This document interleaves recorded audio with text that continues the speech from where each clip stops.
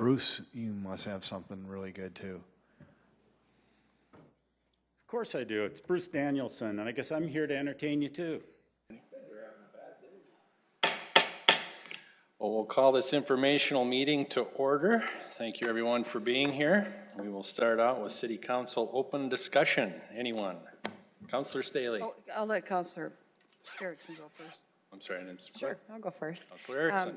Denise has some photos that I had asked the city clerk's office to put up, and so as I'm talking, you'll see some videos come up. As you know, Jazz Fest was this weekend, and we as a council unanimously voted to repeal the drone ordinance, and so this right here is some footage that wouldn't have been able to be taken prior to the repeal of that, and just wanted you all to see some of the cool pictures that they had.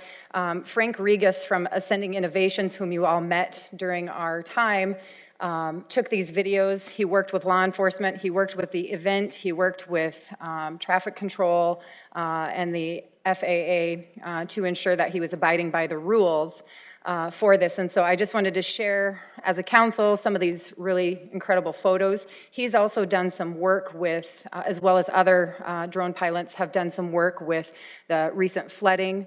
And so this is just really a prime example of how we can utilize technology and embrace technology for this. He shared a Google Drive with me that showed a lot of the damage from the storm as well, and the tents that needed to be repaired, and it's kind of a bummer deal. They quickly made the changes to get everything back up and going, but I just thought the videos were really cool and really highlights our amazing park system that we have, and our drone operators in our community are utilizing this technology all over town and working hand in hand with the police department as well as the FAA. So as your fellow city councilor, I just say thank you for voting to repeal that, and this is just some of our fruits of our labor. Thank you. Thank you for sharing. Councilor Staley. Two things. I just wanted to tell the public that happening today at 5 o'clock is a tour of historical homes in the cathedral area. And if you're interested, I think it's $10, and you go to the Pettigrew Museum and get your ticket and then go and have a little tour. I think I'm going to drop over there and participate in that. And then I also wanted to thank our mayor, Paul Tenhagen. After the storm came through Saturday, some people reached out to me on Facebook and said, hey, Teresa, would it be possible to have waive the fee at the landfill? And of course, I don't have the authority as a council member to do that, but I called Mayor Paul. Said, Paul, I'm hearing from people, would you consider doing that? That was Saturday night. Within an hour, he texted me back and said, Teresa, I've talked to Mark Cotter, we'll do it. And we'll have the details on Monday. And I said, can I tell the people on Facebook that you're going to do it? And he said, yes. And I put it up there and it exploded. And it was, people were so grateful that he was willing to do that. And it's a great example of how we can use our city resources to help our citizenry. But we can't help people if we don't know what their problems are. So I say it once again to our citizens, continue to reach out to us through our emails, through our phones, through Facebook, however, see us on the street, let us know what your concerns are, and then we can take it to the administration and work at some problem solving. Very nice. Thank you. Councilor Neitzer. Yeah, I have some pictures that our assistant city clerk is going to put up as well. I want to recognize downtown Sioux Falls for a project that they completed this weekend. It's located at 12th Street and 2nd Avenue in front of the main post office. Went and checked it out on Monday morning and gave it a try. For those who don't know, this is something that's an example of placemaking, tactical urbanism, and traffic calming all rolled into one. Placemaking is creating public spaces that promotes people's health, happiness, and well-being. Tactical urbanism is a low-cost temporary change in a city to improve the neighborhood and promote goals such as walkability and traffic calming. And traffic calming, of course, is a physical design and other measures to improve safety for motorists, pedestrians, and cyclists by slowing the speeds and encouraging safer driving. I do want to note that there's no college preference here. They're not allowed to use red on the streets, and so they were trying to use colors of the Sioux Falls flag, but they had to leave one out.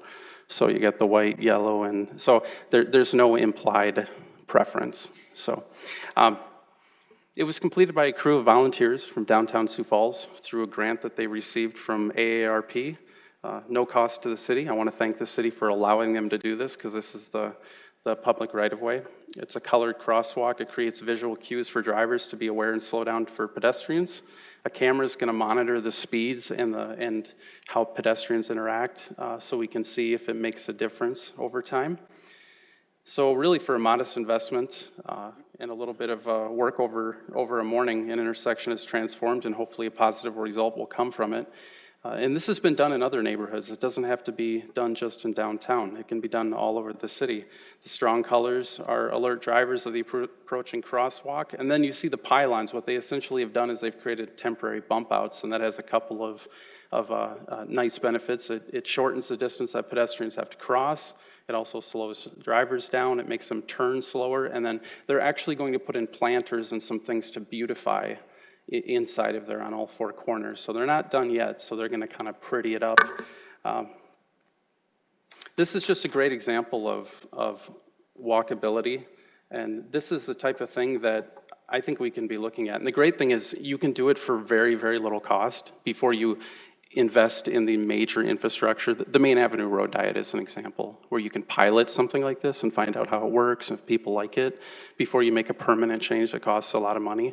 And this sort of thing too can inspire neighborhoods to do things to beautify. It can bring a lot of pride to neighborhoods and assist in traffic calming. So again, I think it's something that we want to talk more about, and it's really a great thing to see. And thanks to downtown Sioux Falls for setting the example.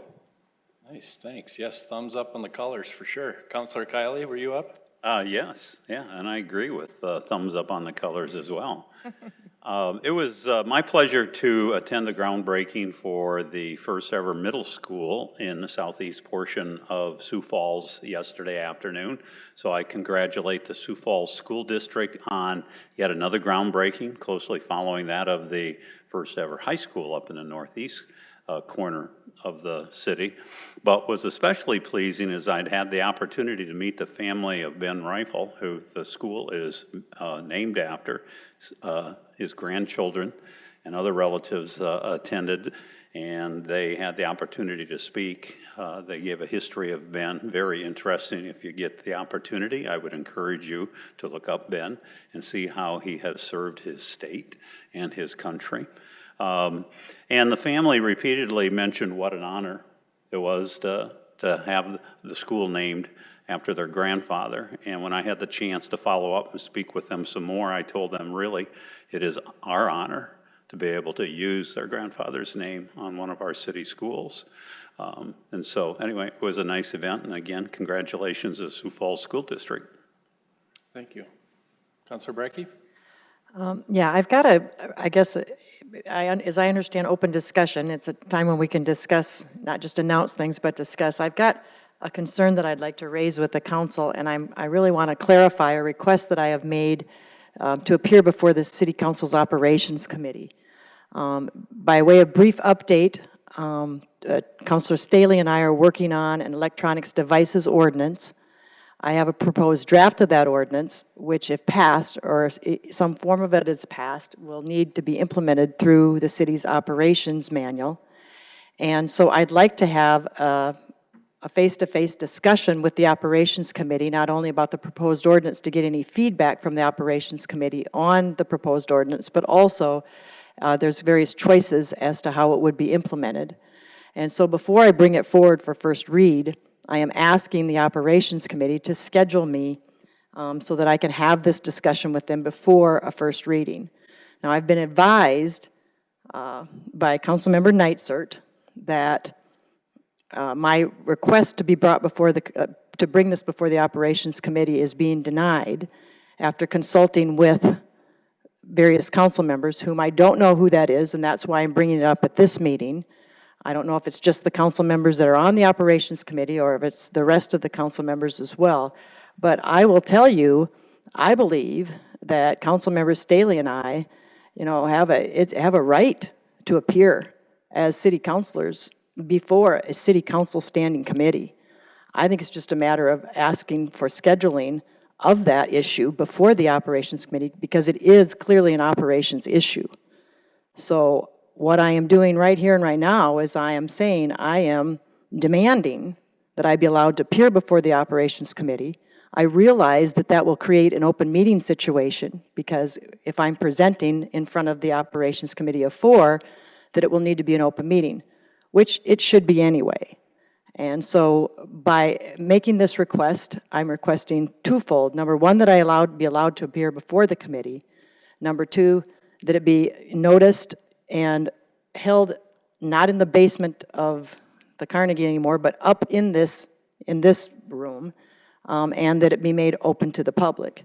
And I would also advise the committee that it would be my intent in the future as a spectator / city councilor to begin attending Operations Committee meetings. They're of interest to me. I do make it an effort to attend all other standing committee meetings whenever I can, and have attended the vast majority of them. And so you might as well make it a practice to hold these meetings in a public setting and notice them. Because again, by attending as a spectator, which again I believe I have a right to do, the public can attend as well. And if you'd like, if there's any discussion about this, I think this is the time we can do that. Councilor Kiley?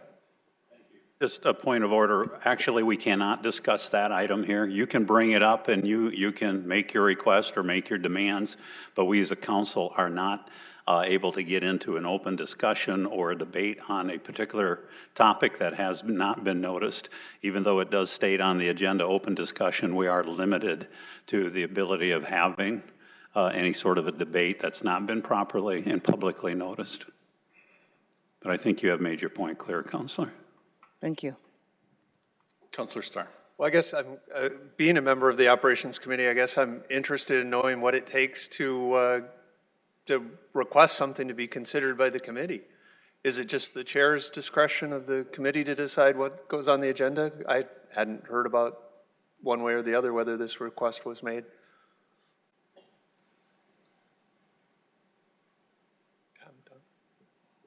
You have a comment? Councilor Neitzer? I just want to be careful because I don't know whether I'm going to skirt into exactly what Councilor Kiley was talking about, but I believe, and I haven't scheduled one yet, I believe as a vice chair, as the chair of that committee, I determine the agenda. I believe. That's what I understand. However, others that have been on there longer and have served as vice chair may know better than me.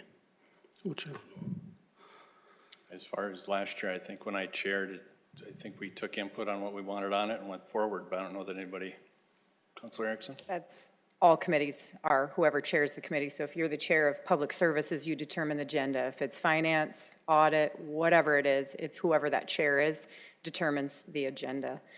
One thing I am going to carefully skirt next to is I just, splitting hairs here, and I don't know that I hope I don't regret this, but during our year on operations, when you were on there, Counselor, we had made the recommendation, hey, let's open these up, what's the harm, blah, blah, blah, and you said, I don't see the need.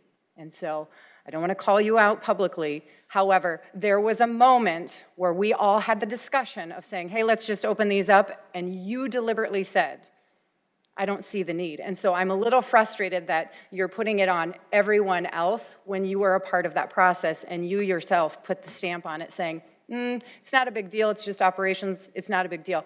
I'm great if they're open. There's nothing to hide. I think the public can come. I have no issue with that. But as a committee, it was just talked about that it's really meet once, twice a year, and it wasn't a big deal. And I know that your desire was to keep it closed. And so I just wanted to make sure it's done very carefully, that this was a decision of every single person that was on that committee, including yourself, versus, hey, everybody else doesn't know what they're talking about, and I want to have it open now, and so this is the way it's going to go. Because there was a desire to have it open, have it noticed.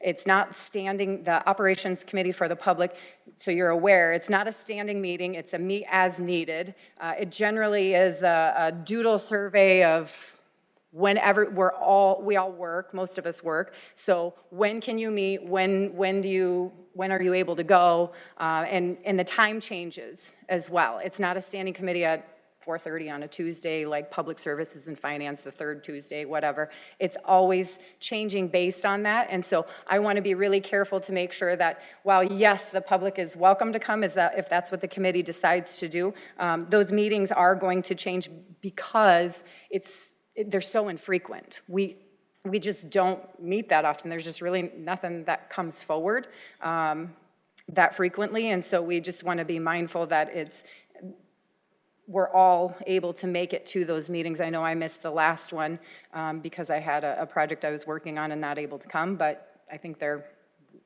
once or twice a year. So just want to make sure that that is on the record and go from there and wait to hear from the chair of the council, or the chair of that committee when that comes. We also had the conversation during an informational meeting, and there was a lot of feedback and direction that was given during that time. And so I guess I'm a little surprised to have it come again, and nothing is written in stone for an operations committee that has to move on any item, just like a committee. Oftentimes when I chaired a committee, things would come in front of us and we wouldn't move on it. But that doesn't mean that you don't have the ability to still bring it forward for any item, whether it's in a manual, an ordinance, or whatever. So we'll let we'll let it sort itself out, but I just want to be clear with that. Councilor Brecky. Well, be careful what words you put in my mouth. And that's exactly why I wish it would have been recorded, because then everyone would have had those same words. Oh, is that so? Well, let's just say then, I changed my mind. When I'm denied the ability to be on a standing committee, and I disagree quite frankly, that, you know, members of the city council, elected officials, can be banned from appearing before committees when the subject matter is relevant to the committee. And I understand that you want to, you know, tell me to bring it forward. I'm not ready to bring it forward. I want to bring it through a committee first, and that's what those committees were designed to do. And I also would disagree that it's not a standing committee because it doesn't have regular meetings. It's a committee that exists. You know, the members are rotated through it, through the leadership, and there's an elected council position on it. It's an existing committee that has meetings as scheduled. Especially with this new decision, it did change my opinion about whether or not these meetings need to be open. And so I make no apologies for what I might have said before, but when you start telling me, you know, without even, when there's a decision made, you know, outside of the committee meeting, you know, that council members can attend upon request, I've got a problem with it. And so for here forward, yes, I'm going to be very much an advocate for bringing it into a public limelight. And I think that, yes, I will agree that I think everybody else is ready to do it too. You know, clearly I'm angry, and clearly I want it done now. And I would say that, you know, again, I would ask this question, you know, is there a precedent for this? Are we routinely denying council members the ability to appear before council committees? And I would look at them all: audit committee, policy committee, land use committee. Has it ever been done before that when a council member asks to appear before a council committee, they've been told no? Because that would be of interest to me as well. Councilor Staley. Well, first of all, I think we need some clarification about what we can actually discuss right now, because I know in the past we've had discussion. Even before I was on the council, Councilor Greg Jameson brought up to this particular part of the meeting the need to revisit the Boulevard Gardening Ordinance, and there was some discussion about that, and then a decision was made to take it to the Land Use Committee. So there certainly have been opportunities where things have been bounced around during this time, which, by the way, to the public, this is the only time we can talk to each other as a group. And so to say that we had to have that as an agenda item, I'm not sure I go that far, Councilor Kiley. Respect your input on that. But nonetheless, historically on this particular issue is that we have an ordinance we're working on as far as the electronic use during our meetings. It's been debated and talked about. We brought it to an informational. Councilor Brecky said to me, you know, I'd rather give the Operations Committee a chance to look at this and get some feedback and come up with something that is something usable, and then we could just put it into our policy manual, do it more as a resolution and not quite as biting as an ordinance would be. So she made the request, and then Counselor Neitzer sent us back an email saying that you had reached a consensus, saying that we couldn't do it. And I don't know if he took a vote of each one of you on the Operations Committee or how that was decided. So that we were told, no, we can't. So this is where Counselor Brecky is coming from now. And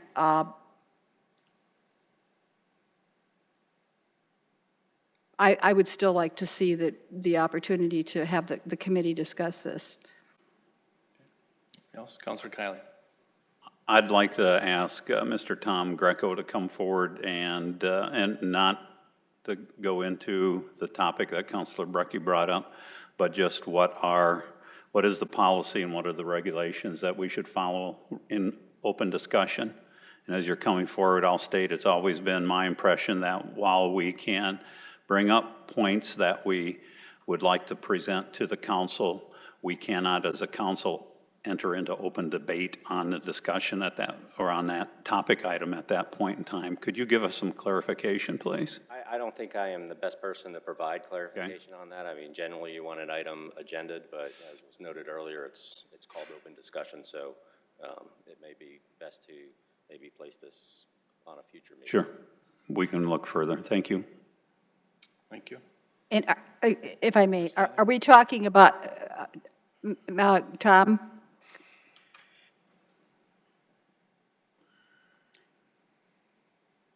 So are we talking about the future, saying that we can discuss things during this, or what we can discuss? I think the rules for open discussion are probably better left to an attorney to answer, but it is open discussion. I would just leave it at the pleasure of the chair, or one option is to just make this an item to discuss at a future meeting. I don't know. Because I know historically, even when we were first elected, and Councilor Starr will remember this, we had concerns about things in the operations manual. And we had, that was like, and I remember Councilor Selberg, you didn't like our conversation. Do you remember that one when we first got in? Yeah, he said we were kind of bantering around too much. But do you remember that, Councilor Starr, when we had that? Yes, it was, and so there was some discussion about how something evolved and how it's going to be implemented and why we're doing things this way. We had that discussion, and there was, nobody came forth and said we weren't supposed to debate it at that time. So this is the first time I've ever heard that we've got to get our debate on the agenda. Maybe we could call it council debate. My only point is I think it's worth visiting probably with the city attorney's office, and not to rely on me to answer, a legal question, but it always is probably a good idea to have an item agended, but I do recognize it's open discussion. Well, and I'm glad you said that, because what does it take to get an item agended on our informational meetings? People put a request in, and Because that in itself, when we got elected, it was almost like there had to be, Councilor Rolfing was in charge, and it's almost like one person, we had to have some kind of an informal vote to even get something on the agenda. That we weren't free to just say anything we wanted to be on the agenda. It had to kind of go through the chair. by ordinance, the chair and vice chair approve the informational meeting agendas. So that would mean that if they didn't want us to talk about something and we have to have it on the agenda, then there are certain things that we are going to be I think that's the, prohibited from bringing up, which that totally would not be what a free-flowing democracy would advocate for. our ordinance does state how it's done, and it usually is the prerogative of a chair in some cases to set an agenda. In our case, the chair and vice chair, with council input, provide the agenda, approve it, or disapprove it. Mr. Chair, if I may. Councilor Kiley. In my 5.5 years on this council, I cannot think of a single item that has been requested to be placed on an informational agenda that has ever been denied. So if that's helpful, even though it is the chair and the vice chair that is responsible for establishing that agenda, I cannot think of any time that there was a denial. And if anybody feels otherwise, now would be the time to mention a specific item. And I will. I wanted to bring the sheriff in to explain to the people how the jail is funded.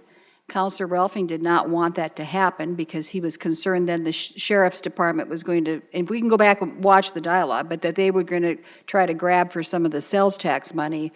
And it had to, at that time, I think Counselor Starr said, yes, there was another person who said, yes, let's bring the sheriff in. So then he yielded to that.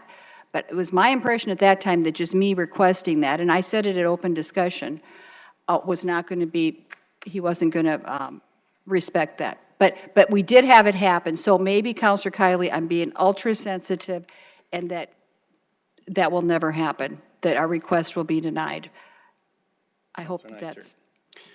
So I have been contemplating prior to this about opening meetings of the Operations Committee. And one of the things I'm looking into is who has the power to make that decision. And so that's something that's been contemplated prior to that. I don't want to run afoul of any regulations or any laws, so I'm not going to take the opportunity to defend myself, although I'd like to. But I will say it's interesting that nobody brought up displeasure with this decision to me directly and discussed it. They wait until open discussion to do it, but I'm going to leave it at that. Councilor Brecky. First, to address Councilor Malikai, no, I have a specific item where I was flat turned down right after I was elected, and I wanted to readdress the public input issue, and I asked to have it put on the agenda for an informational, because the first time that we adopted something, I thought we could do a better job at it, and some issues came up, and I wanted to resolve those, and I was flat turned down. And I was told that, and now I'll quote Ms. Erickson, I was told that she could not put an item on the agenda by herself. She had to consult with other council members as the chair in order to do that and determine if there was interest in having the item placed on the agenda. And then I was told that the item would not be placed on the agenda because there was not council interest in having it put on the agenda. I know for a fact that Councilmember Starr and Councilmember Staley, were not contacted in those discussions because I asked who was making that decision. And I eventually only got it on the agenda for discussion after working with the mayor's office. And it required a 4-page memo to convince him to get involved to help me get it on the agenda, and a meeting with the council leadership basically begging to revisit the issue and get it on the agenda. And that's part of my angst today, because I have had experiences where I've just been told people don't want to talk about issues that are important to me. And I think I have a right in some of these instances to bring the issues forward, and have the public discussion and then have them turned down. But to shut me out from the public discussion has become a point for me. Councilor, what issue are you referring to that I didn't put on an agenda? The second ordinance where we've kind of finally resolved the public input issue. An ordinance can be brought forward by 2 councilors. That's the procedure. I don't need to give you permission to bring an ordinance forward. The way in which the procedure is written I asked to be put on the public information meeting to explain the ordinance before bringing it forward. And we did that. We did that. We had an open discussion for that. You had your time, you presented. It was, there was never any reason why you couldn't bring it forward. I wanted to put it on the public, I was denied access. I had a problem early on, and it had to do with public input about the fact that there wasn't an informational. I said, why are we putting things on for first and second reading and slamming them through? Why aren't they using their working sessions and their informationals for that? And so I was trying to make a point to go about it in a way that I thought was responsible by going to the public input meeting, or the public informational meeting first, and I was turned down under the circumstances I just described.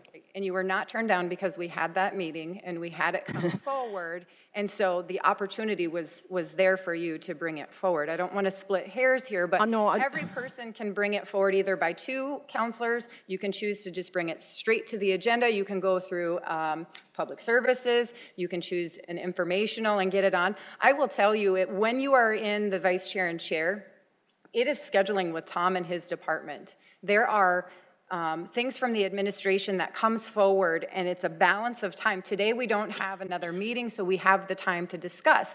But it is a balance, and I will tell you that as a former person in leadership, you are heavily criticized if you leave 15 minutes because there's extra questions. I have no ability to know what all the questions might come up. These next 3 presentations, we may go lickety-split and be done in 15 minutes, or each of us may have 10, 15 questions like the transit, and then we're up with our backs against the wall. And so it's a time management and it's a scheduling thing that we work very closely with Tom. Often the administration goes on a computer system and they put in their requests, and Tom works through when the administration can come. He works through if it's Jill's office, well, somebody might be out of town, and so I know Counselor Starr had a daycare item that he wanted to be brought forward. Well, then we had to move something around, and so it switched, and then somebody was out of town. It's scheduling. It's nothing personal. It is simply scheduling. And if you take offense to that, I apologize, because there is no offense to that, to have anyone's request denied for that informational. It is simply scheduling. When crime statistics come out, sorry, that might trump somebody else's item, because we need to get those out and to the public and get them discussed with everyone, versus maybe having, no offense, a daycare thing that maybe is just simply for informational versus public safety statistics that are so hot topic. And so it's really just a balance of everyone's schedule, and there's no controversy behind it. It's no ill will to anyone. It is simply a balance. Oftentimes I don't see what Tom gets. They're just on, and you send a quick, yep, here we go. And so usually it's done in collaboration with that. It's no ill will to anyone at all. And if you feel so, I apologize, because I didn't do my job then, making sure that you knew the process and knew where everything was going, because it's simply scheduling. That's all it is. And I'm grateful you had your time, it came forward, and we moved on it. So everyone's strategy is different. So. Councilor Neitzer. I do want to make one more point, and I hesitate because this is really looking like a food fight, and it's making us all look like toddlers on this council. It's really embarrassing. But I do want to point out that we did approve a presentation on the informational where counselors were allowed to present their ideas for a cell phone or an electronics issue, and it was discussed, and there's quite a bit of discussion. So a public discussion was allowed. So I'm going to leave it there. Councilor Brecky. I'm going to go back, and as long as the issues are being raised, I'm not going to leave a stone unturned in the discussion. The reason I was finally allowed to have a meeting, an informational meeting on the public input ordinance, was because I said without council input, I was uncomfortable moving forward. And so I basically threatened the council that I was going to put 3 or 4 different ordinances on the agenda, and we would have we would discuss them all. So yeah, I was playing hardball behind the scenes, and no, it wasn't a scheduling issue. It was, my efforts to try to have a reasonable process and get reasonable input into it before an actual ordinance was put down. And if you'll recall how that all came down, there were more than 1 or 2 ordinances on there which we did have to discuss.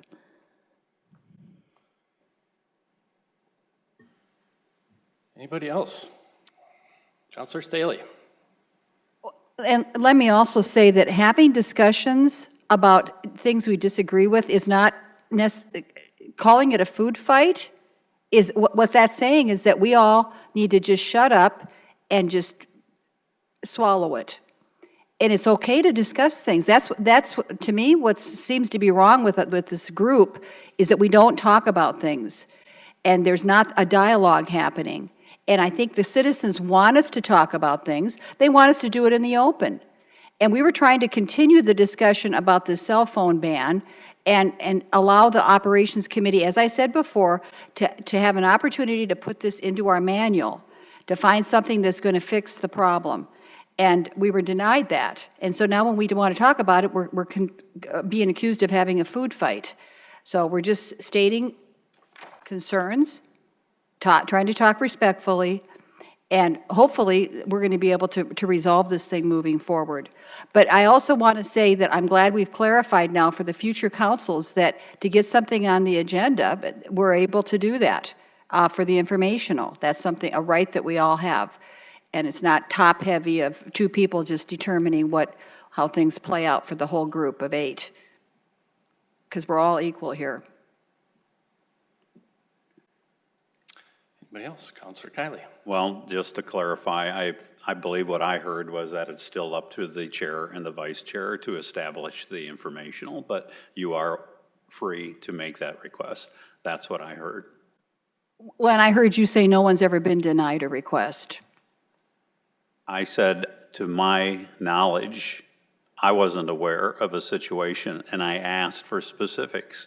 Some of you have provided, but it seems that they were heard eventually anyway, so I'm not sure if they were denied or not. So I guess that's all I have to say on the issue. Okay. Well, in other news, I attended Chamberhood today, and I don't know how many of you are familiar with this event, but the Chamber sponsors it, and what they do is they go to a neighborhood in town and basically kind of keep people up to date on what's going on in their city with development. And I had the honor to MC that today, and Director Eckhoff was there. I think that was your first one, wasn't it? And you did a very nice job. And City Engineer Chad Heavey was there. So, and I think they started these about 2 years ago, and I think they have them quarterly, and the attendance has been outstanding. It's packed every time you go to them. So everybody leaves very impressed and very well informed. So nice job today. I enjoyed the event a lot. Let's get to presentations.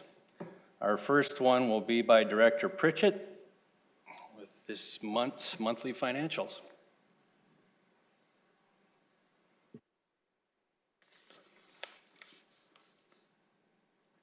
Good afternoon, Sean Pritchett, Director of Finance. I'm going to talk today about our June financial report. So we'll go ahead and get started here. Just kind of covering some of the economic trends, and won't spend a lot of time on this, but very consistent with what we have seen previously. We've had continued to have extremely low unemployment. We are still at 2.4%, which is the same as where we have been in the prior month, after peaking at 3.4% back in early 2018. Labor force also very consistent, nothing really additional to remark here. Still trending in a similar direction to where we've been previously. And then as far as inflation, down just slightly again in June, down to 1.6% after being at 1.8% the previous month. Building permit values, and certainly Director Eckhoff could correct me on some of this if I'm misstating anything, so hopefully he will. But there was a bit of a turnaround in June, and we are now back on a record-setting pace that we've been on for every year over the past several years. But so through June, we were at about $350 million of actual building valuations having been approved. That's about a $76 million increase in the month of June alone. The reasons why this occurred, as I kind of looked into the numbers a little bit, new residential valuations for permitting was back on par with where it had been in 2018. after being down 10% through May. So this had been trailing all year long, but this added about $30 million to valuations in the prior month. Commercial additions and remodels, this is an area that has been surging significantly, but it surged even more in the month of June, now being up 55% over the prior year, compared to only being up 26% through the month of May. That added about $25 million in valuations there. New commercial construction valuations continue to be down, but they are less down than when they were previously. Last month, they were down about 31% through May. They are now down only about 25%. And we're seeing that primarily a lot with the apartment complexes as we continue to see correction in that segment of the market. But again, it was down only 13% versus where it would have been down even 21% in the previous month. And residential addition and remodels, which is just a small portion of the market, continued to be strong, though still up about 45% year to date through June. As we look specifically at the housing market, and maybe a little bit of timely discussion, as I know the housing manager will be here discussing housing here in a few minutes. But through June 2019, we had 340 single-family housing permits issued, 338 multifamily housing units permitted, and 157 townhome and duplex units permitted.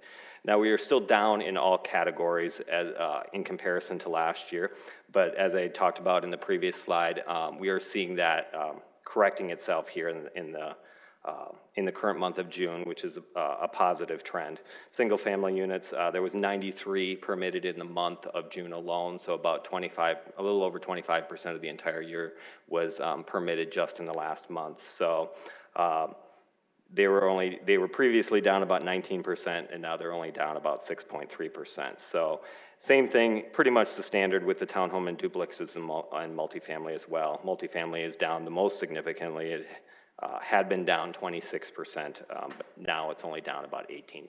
So seeing some strengthening going on in the housing sector also. As far as sales tax collections, so in the month of June, we were up 2.2% over the previous year in that particular month. We did surge a lot in June of 2018, so we were at 7.7%. Last year surging, so it's a little bit harder to get above that. We had a really strong month of May, and so we were down from where we had been in May, but we saw the same trend actually occur if you look at the chart in front of you. In the month of November, we had really strong November numbers, and then December came in a little bit less, so we average that out over time. Again, we continue to focus on that 12-month trailing indicator as really a basis for where we're at.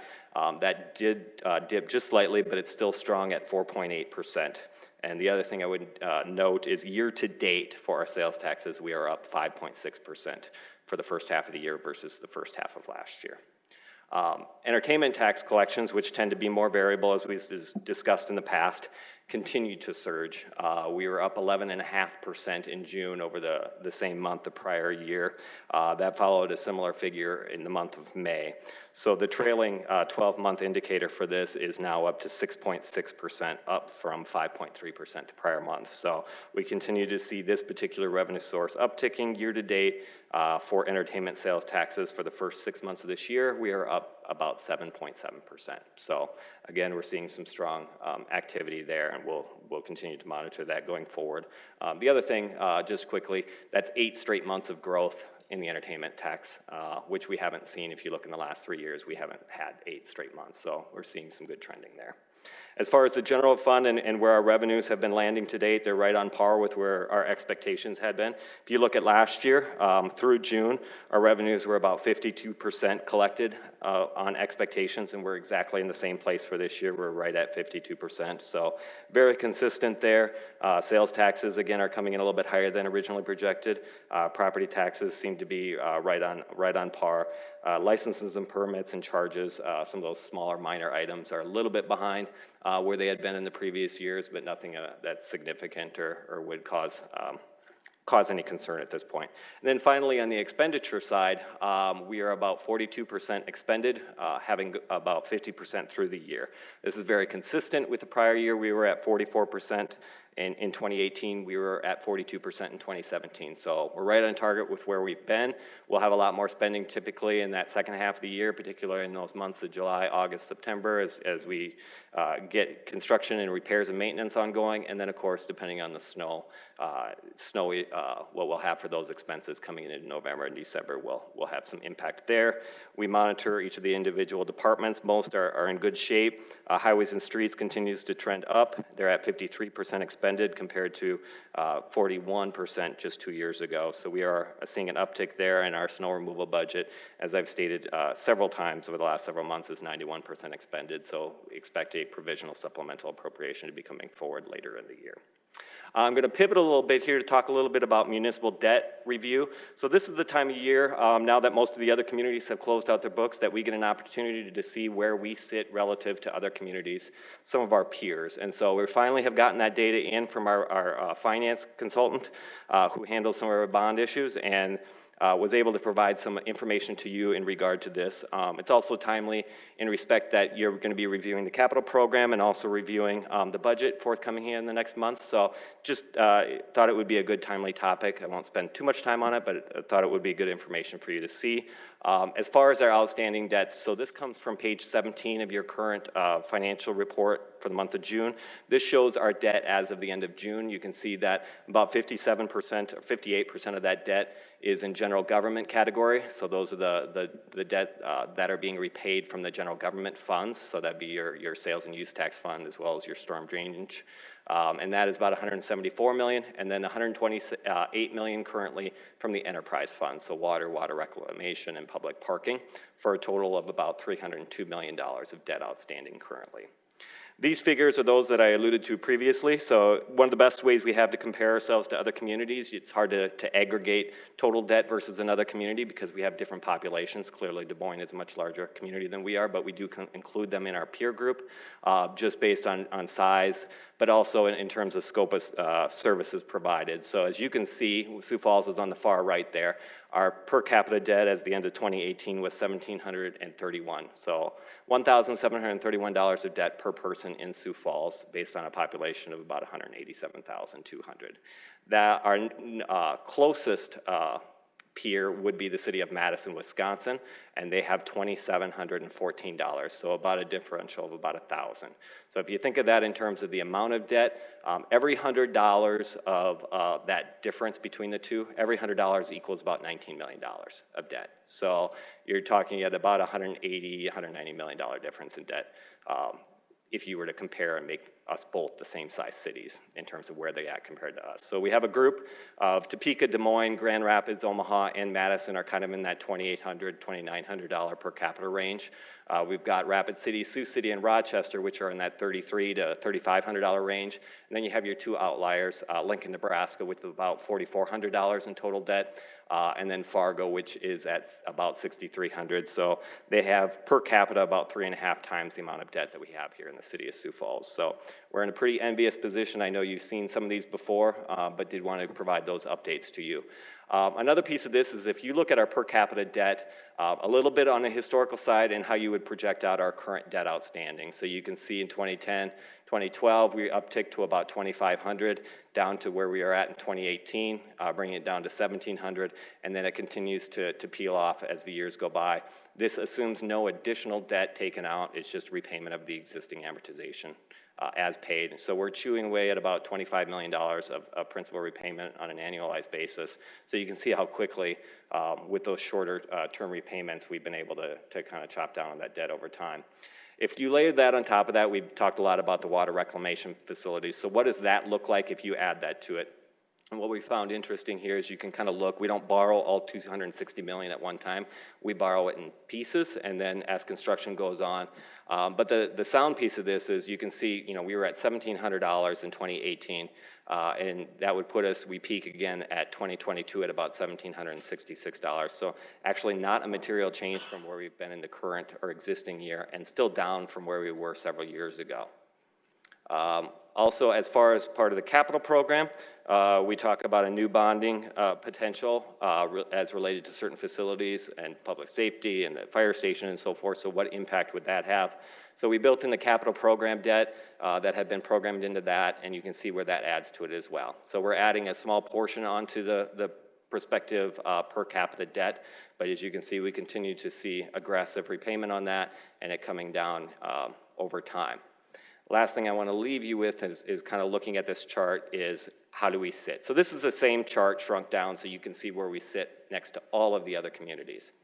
Even with our water reclamation, storm drainage debt, as well as the proposed bonding that would be coming forward out of the capital program, you can see we are clearly below every other community of our size by a fairly significant amount. And you can say, well, $700 isn't a significant amount, but again, if you think every $100 is $19 million of debt, we are significantly below our competitors. So we're in a pretty envious position as a community, and we'd like to continue to maintain that position going forward, but it is about being balanced in our approach.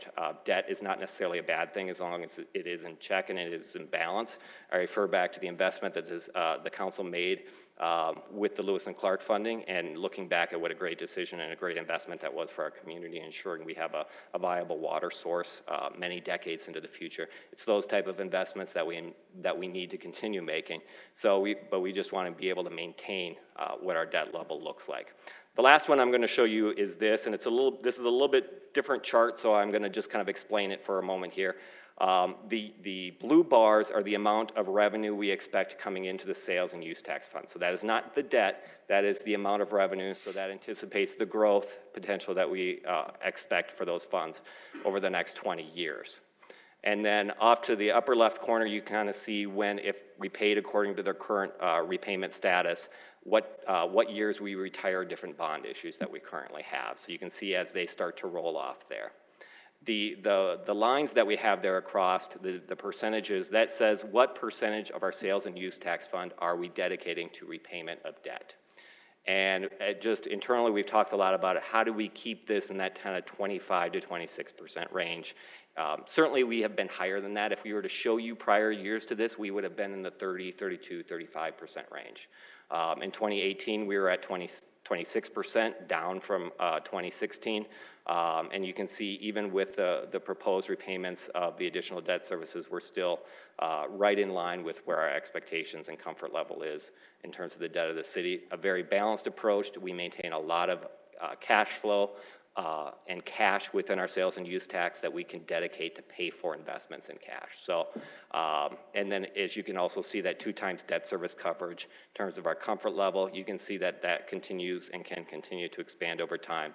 And the widening of that gap certainly provides more health as well. So, but very, very stable and in a really good position there. So with that, answer any questions that you might have in regard to the presentation today.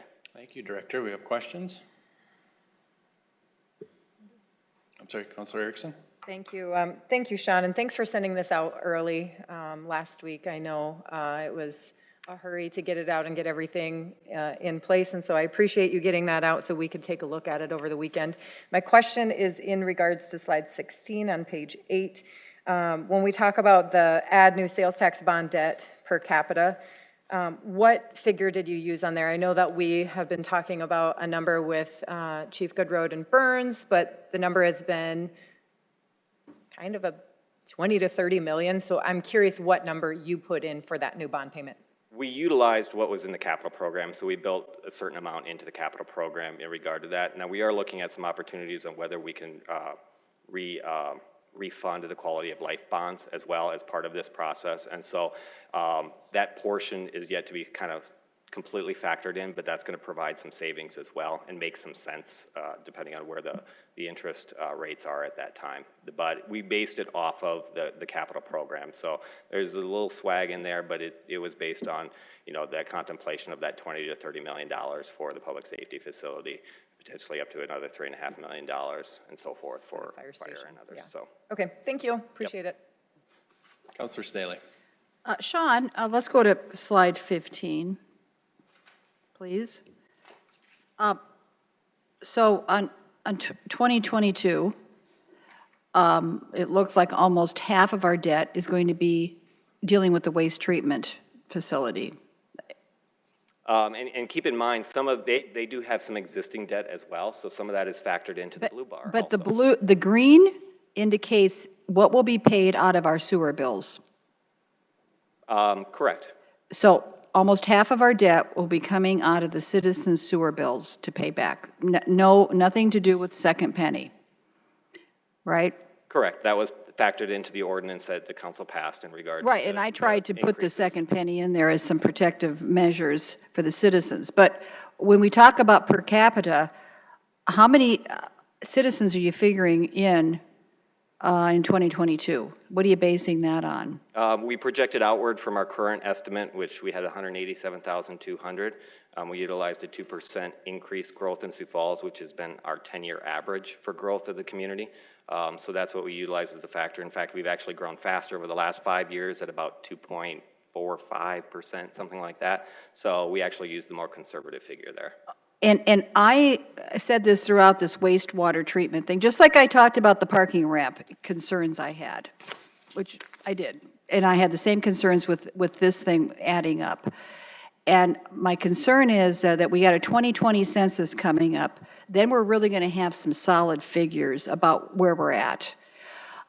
We're projecting this debt to be paid off at this reasonable rate, assuming that we're growing by, I believe it was, they're thinking 100,000 in the next 20 years.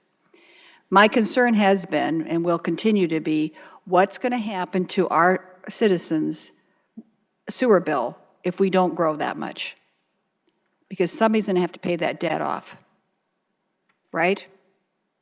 And as we learned with the parking ramp situation, we cannot have the most grandiose plans in the world, but we're really not in charge. We're not gods here, okay? God is God. So when we're speculatively spending huge millions of dollars on things, saying that we are going to have this happen, I think that's when we're putting our citizens in peril, perhaps. So I don't know what the backup plan is. You just said when you were explaining this that we're going to be doing this in pieces, but I think the whole project is supposed to be put together in the next 5 years. I think the $260 million was going to be dedicated. Correct. It phases in over that time period as the construction continues, but it's not all taken out in year one. Right, I understand. Correct, But so what might happen is that the debt per capita, if we don't grow the way you're projecting, the way we hope to, the way we're using our minds to say this is what will happen, if that doesn't happen, and we just kind of grow at a slower pace, then the citizens are going to have a higher sewer bill, right? Because we're going to have to pay that back.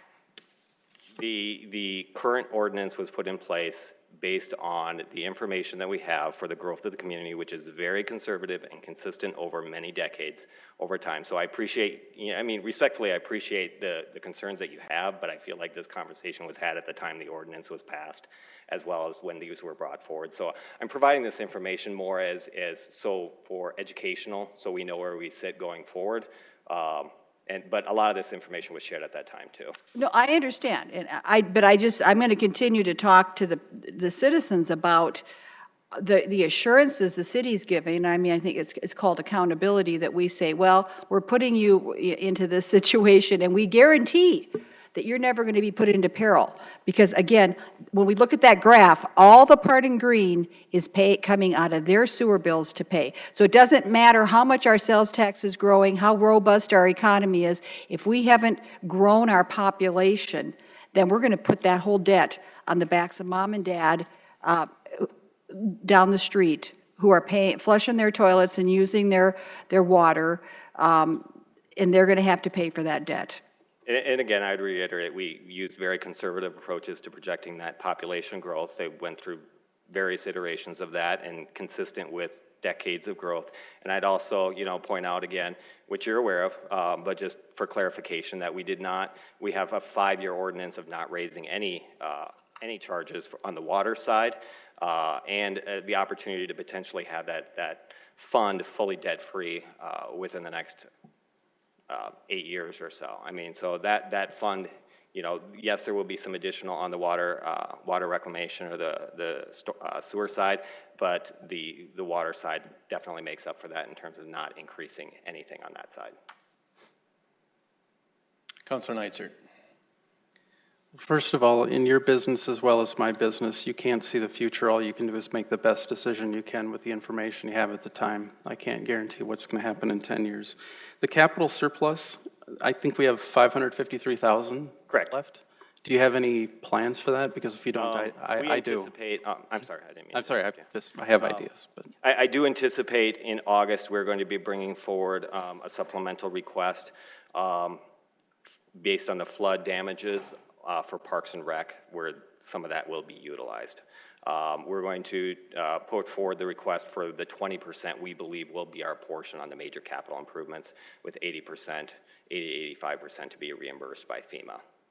Do you think that you're going to have to, or we're going to have to spend some of that money up front before we're reimbursed on the 80, or the money will come fast? I don't know how long it takes to. Yeah, it'll depend on how quickly we can be reimbursed by FEMA, but we wanted to make sure that we got the approvals through for that, because we'll have to come through on the operating side for some repair and maintenance on that side as well, so they can be done in conjunction with one another. And the other thing I have is just a curiosity as far as the multifamily goes, and you would need planning to help you with this. I'd be very curious if there's any trends as it relates to if you compared Minnehaha and Lincoln County, because there's some headwinds in Lincoln County when it comes to multifamily that I'm hearing that's making it incredibly difficult to make the pro formas work. And so I don't know that it's at a standstill, but I've talked to some who have said that they're just looking in Minnehaha County. It's so expensive for certain reasons in Lincoln County that they just can't get the pro formas to work, that the rents are just not going to make sense. And so they're just. Do you have any, I don't know if you. One of the big reasons is property tax. The property tax is so high that to get the pro formas to work, you know, the rents just won't support it. And so building new structures is very difficult. The other thing that was interesting that was shared, and it's not really a financial piece, is a lot of them are finding that they're having to go to 3 stories because they need more units to make it pencil out. It's getting to be almost impossible for macro reasons to build a 2-story because you don't have enough units, you can't get it to pencil out and make the rents work, which is putting more pressure on when they need to build those, and then you end up with those. We have those discussions and some sensitivity to 3-story. So the challenges are only getting worse in some ways. It's just be interesting whether it bears out, whether it's like slowing down, if you saw that. Yeah, so. I don't know if they've broken that data down between Lincoln and Minnehaha County specifically. I think we could look at that and. Because they could, but. Bring that back forward, yeah. Yeah, no urgency, I'm just curious. Thanks. Anybody else? Councilor Starr. Yes, thank you, Director Pritchett. Couple of things. First, you mentioned that we use a financial consultant. What firm is that we normally deal with? Professional Financial Management, I think. We go by PFM, but is that the correct acronym for them? So they act as our bond consultants and have for the last several bond issues. Oh, makes sense. My question is, do you or did you have discussions with them? Why does Fargo seem so out of whack with the rest of normal cities? Was there something significant that happened in their market or their city? You want to cover this? Because I know you looked at this a little bit. They just spend a lot. And I don't know if a portion of that had to do with flood control that they've had over time. But we can look in that a little bit too. And then you mentioned when Councilor Erickson was asking about the bonding coming forward for the public services campaign, you said it was that you used the numbers that are in the capital program, but give me an idea. I mean, is that closer to 30? Is it closer to 20? Is there, I mean, what's in the capital plan, I guess, that you used? So we just built in a certain amount of debt service, but we have the existing quality of life debt service still built in there yet, so that's separate. But we did add a certain portion for what would be anticipated for could be anticipated for additional borrowings. I don't think it was materially different than what we had the prior year built in, but I think depending on where rates come in at, that will dictate a little bit, but we feel pretty comfortable with the numbers that have been added in. Would cover those expenses. One more if I can, Mr. Chair. It'll probably turn into 2 or 3, but we'll get there. Do you have a list of items or things that were damaged that we're talking about requesting FEMA to replace as part of that? Yeah, so they have compiled a lengthy list on that, and some of it they're trying to get the cost estimates, and some of that includes some engineering costs that would have, like the bridges that went out, and what those expenses are. So when we bring forward that appropriations ordinance, there'll be a kind of a listing of what all that breaks down to be. I know that Reagan Smith has been working pretty closely with both purchasing and with Parks and Rec to assemble that list as we start to input that information into FEMA's system. They do have a new system that they're utilizing, so we are learning that. So it's going to be a significant lift trying to upload all of that data, but we feel pretty comfortable that we can get it done quickly and get reimbursed. Probably not till next year, but sometime in that time frame. As sales tax goes, the FEMA people are making a pretty major impact in our community as well with the building they rented or the facility they rented, and a large number of people from FEMA. I've seen them in restaurants all around town, and they've been pretty active in the community and actually this region of South Dakota. So I did have one more, I apologize. When you put the number for public parking at 17.8 million, give me an idea how we're managing through the process as it comes to completion, where we're at in comparison to the guaranteed maximum.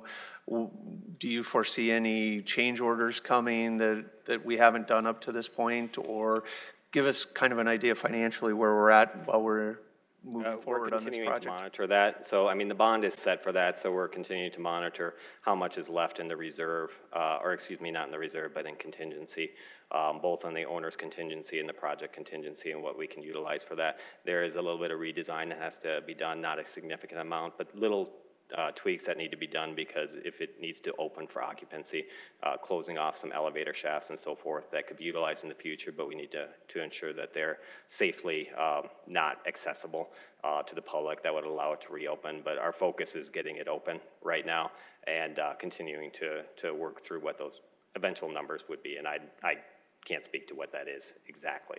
Sure. Can you give me an idea? I mean, we're going to be considerably short on part of what we were using for the down payment. So do we just use enterprise funds then to make up the difference? Because there was an original $1 million that was going to be, and I think we're 750,000 short. So somewhere that gets made up. Where does it get made up? We're working through that on the forecast. So, I mean, if you consider that that was kind of part of the down payment, then I guess, yes, you could consider that that's kind of coming out of the enterprise's cash reserve. So we've been working through with public parking, but finance has been working with them on the modeling for that to ensure that fund is shored up and in a good position going forward. So we continue to watch that closely as well. But that the 17.8 is the bond maximum. Is that the right way to say it, or what? Somewhere in that 17 million range? Is that what we ended up borrowing? Let's see, where are we looking at? Oh, page 17, I think it says. Correct. That's the outstanding principal on it. So we're still in the process of disbursing a portion of that bond. That's not necessarily the repayment, but that's the amount that was outstanding as of the end of June. Okay, so we're still drawing on it. Drawing against the bond funding. Yep. Perfect. Thank you. Anybody else? Councilor Kiley? Thank you, Sean, for the report. And repeat, if you did mention, I'm looking at the very first graph, and the unemployment is at 2.3. 2.4%, excuse me, 2.4%. 2.4, thank you.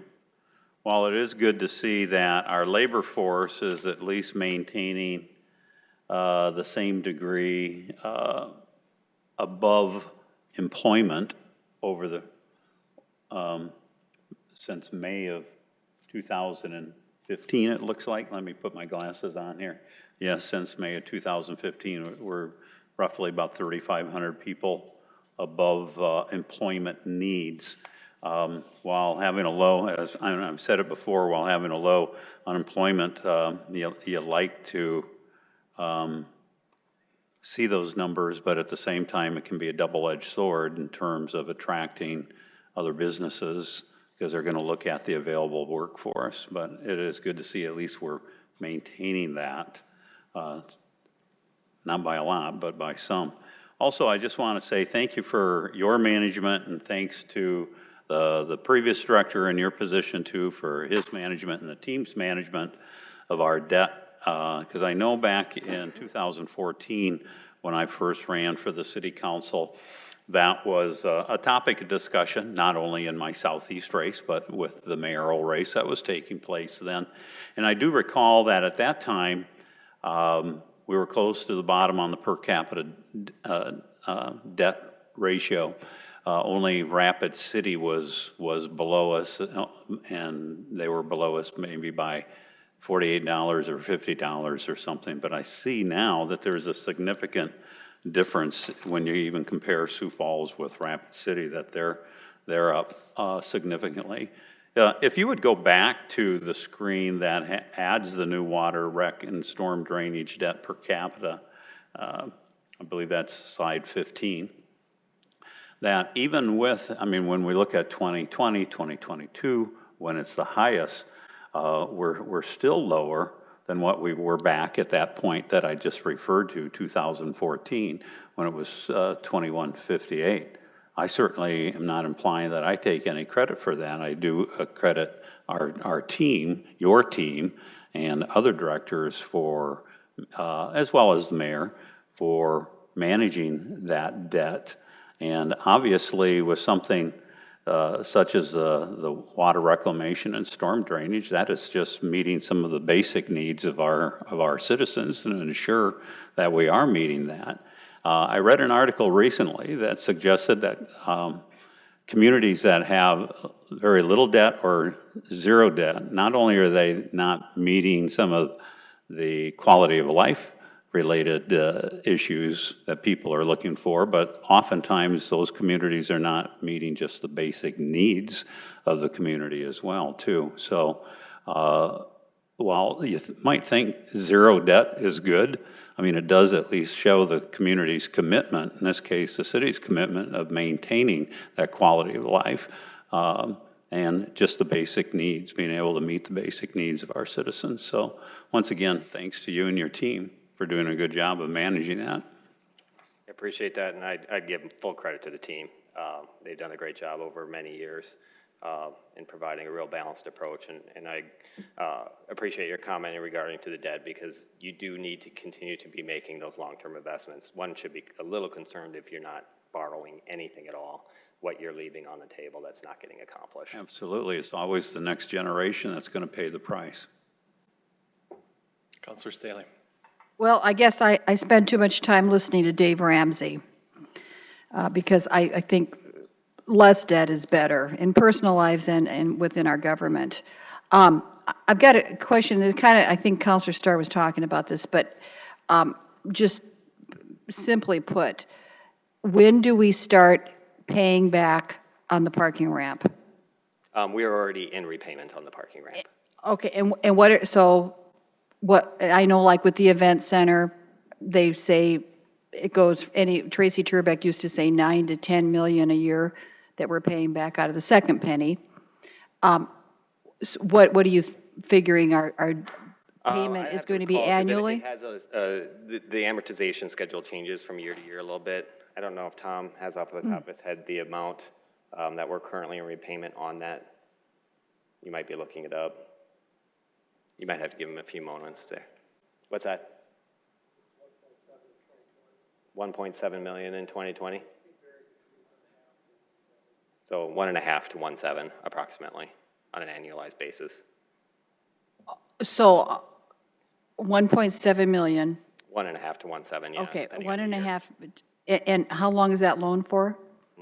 Was that 18 years? It was a fairly aggressive repayment on that one. 15-year repayment on that. Okay, So. and when are we going to be, if we do have to use the second penny, right now we're paying, we're fine, right? We've made that payment. Correct. And Yep. even though nobody's in that ramp. And when it becomes open, then yes, we'll have some individuals, but that was the expectation. We would have to cover the debt service during the interim period. So were you thinking you were going to cover that for a year? Or? Correct. That was built into the cash flow and the forecast for the parking fund in determining when they had to be making those debt payments. So right now, there's no extra income coming from the parking ramp. but you're having to come up with 1.7 million extra. Correct. That was part of the cash flow management of ensuring. It's like anything, when you build a new apartment building, if you're an independent developer, you do have potential construction costs and so forth, and you might be in interest payments during that time period. You build that into your pro forma as you kind of plan out what that is, and we built that into the forecast for that particular model. So if it wouldn't be operating for 2 years, did they build that into the performance model as well? Well, our expectation is that it would open in the same approximate time period that we had anticipated originally for the parking ramp. Which is going to be when? Approximate, I'd have to look. I know originally they were hoping to take occupancy November, December of this year. I don't know if you have. November is substantial completion. So it's going to depend. There are a couple of small redesign elements, so we'll have to make sure that we get those covered as part of that, so. And is there going to be like airflow going into it? Is it going to be considered like an open air ramp? Or is it? It is, I mean, it is open air to a great extent already. You can see, even on the north side of that complex, you can see the open air portions, and they're adding some aesthetic pieces that were already anticipated for that over those open air pieces. That it had been designed for that. It wasn't fully enclosed at all. If you need to tap into the second penny, how are we going to be aware of that? We don't have any anticipation to tap into the second penny. That our expectation is to make sure that it continues to be paid from the parking fund. But if you would need to, would that be something you have to come to the council to ask for Well, it's already been permission to do pledged it, or as part of that. so that could But start it could happening? require, a supplemental, because it is, I mean, that's an appropriated fund. So, I mean, there is, if it requires, just like we had the State Theater where we have an additional, although the State Theater was out of the entertainment tax fund, but it would require potentially an additional appropriation if that were necessary. And lastly, Councilor Neisser is talking about the property tax issue. We will have an opportunity within this group to vote not to raise property taxes for our citizens as well, coming up this fall. So I don't know if that's ever happened, but that would be a nice gesture. Amen. Anybody else? All right, well, thank you. Appreciated the debt review. Next, we will hear from our housing manager, Shelley Unruh.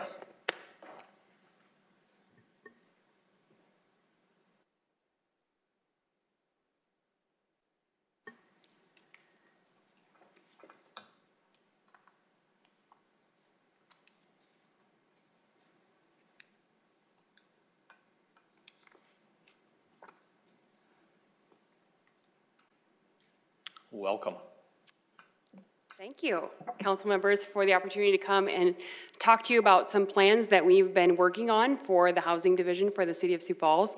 I am Shelley Unruh, and I'm the housing manager for the city, and I'm looking forward to taking you through some statistical information as far as what we've gathered thus far for our public input that have helped to kind of shape and frame how we're forming the strategic plan for the housing department specifically. So one thing that I want to review with you is that we do receive about $1.5 million in federal funding to fund the housing programs from the housing division with the city of Sioux Falls. We just received notification this week from the Department of Housing and Urban Development that the Sioux Falls Annual Community Planning and Development Action Plan for 2019 has been approved to implement that plan for the tune of $260,000 for the Community Development Block Grant, or our CDBG funds, and then a little over $470,000 for our Home Investment Partnership Grant. So the programs that we have been operating will continue with the approval of our action plan. Some of the programs that you'll see that we have funded in the past with these funding sources that we receive from the federal government include single-family rehab, furnace replacement, neighborhood revitalization, homebuyer assistance. We've been a partner with Habitat for Humanity and creating the Bright Futures program that provides case management and tenant-based rental assistance. So with our funds, we do operate these core programs. I'll go through a brief description of each of those. The Neighborhood Revitalization Program is a program in which we remove dilapidated or blighted homes from the housing stock and we replace with new construction. So the goal with the Neighborhood Revitalization Program is to bring in new development into core neighborhoods that are for low income or affordable housing.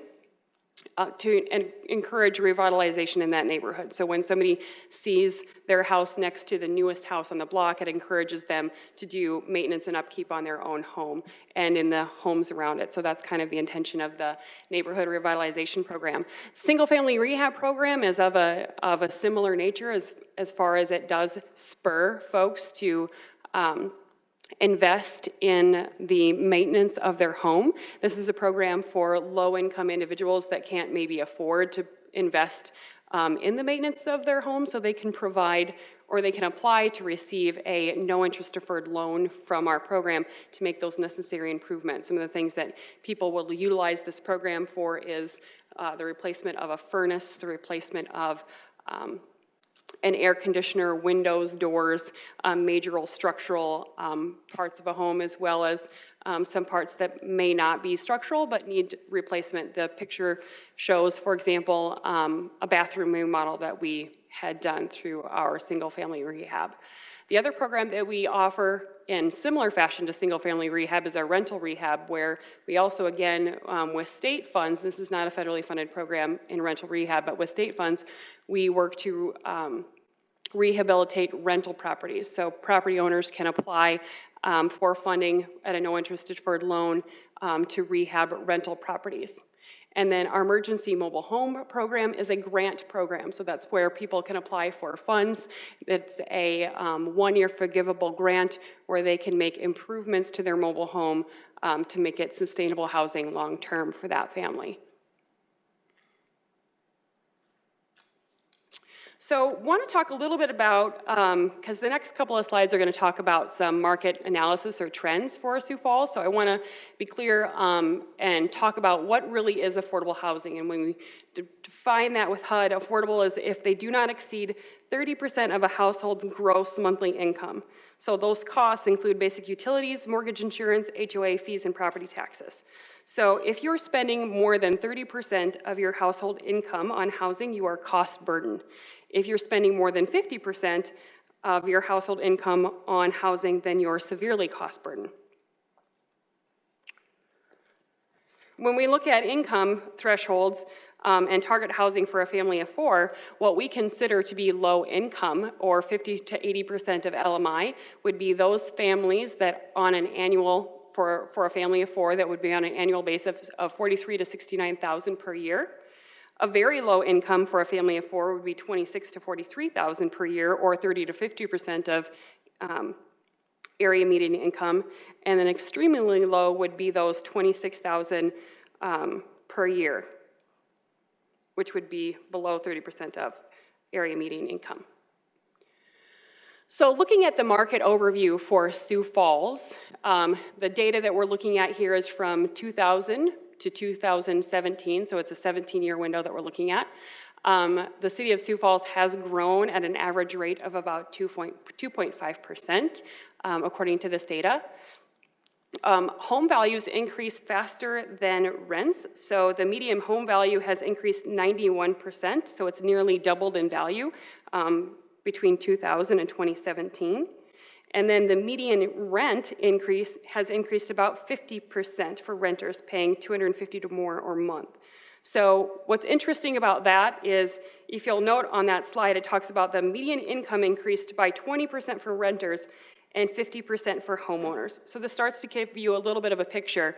If the cost of our housing for single-family owner occupied has increased by 91%, but our income is increased by 50%, and if our rental rates have increased by 50%, but our income for those renters has increased by 20%, we start to see some concerns as far as affordability within our community with regards to cost of housing and those income rents.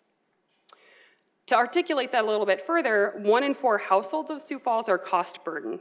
So like I showed in that previous slide, how we define cost burden: when you're spending more than 30% of your household income on housing, you're cost burden. So 22% of low-income renters face a housing cost burden that is greater than 30% of their income.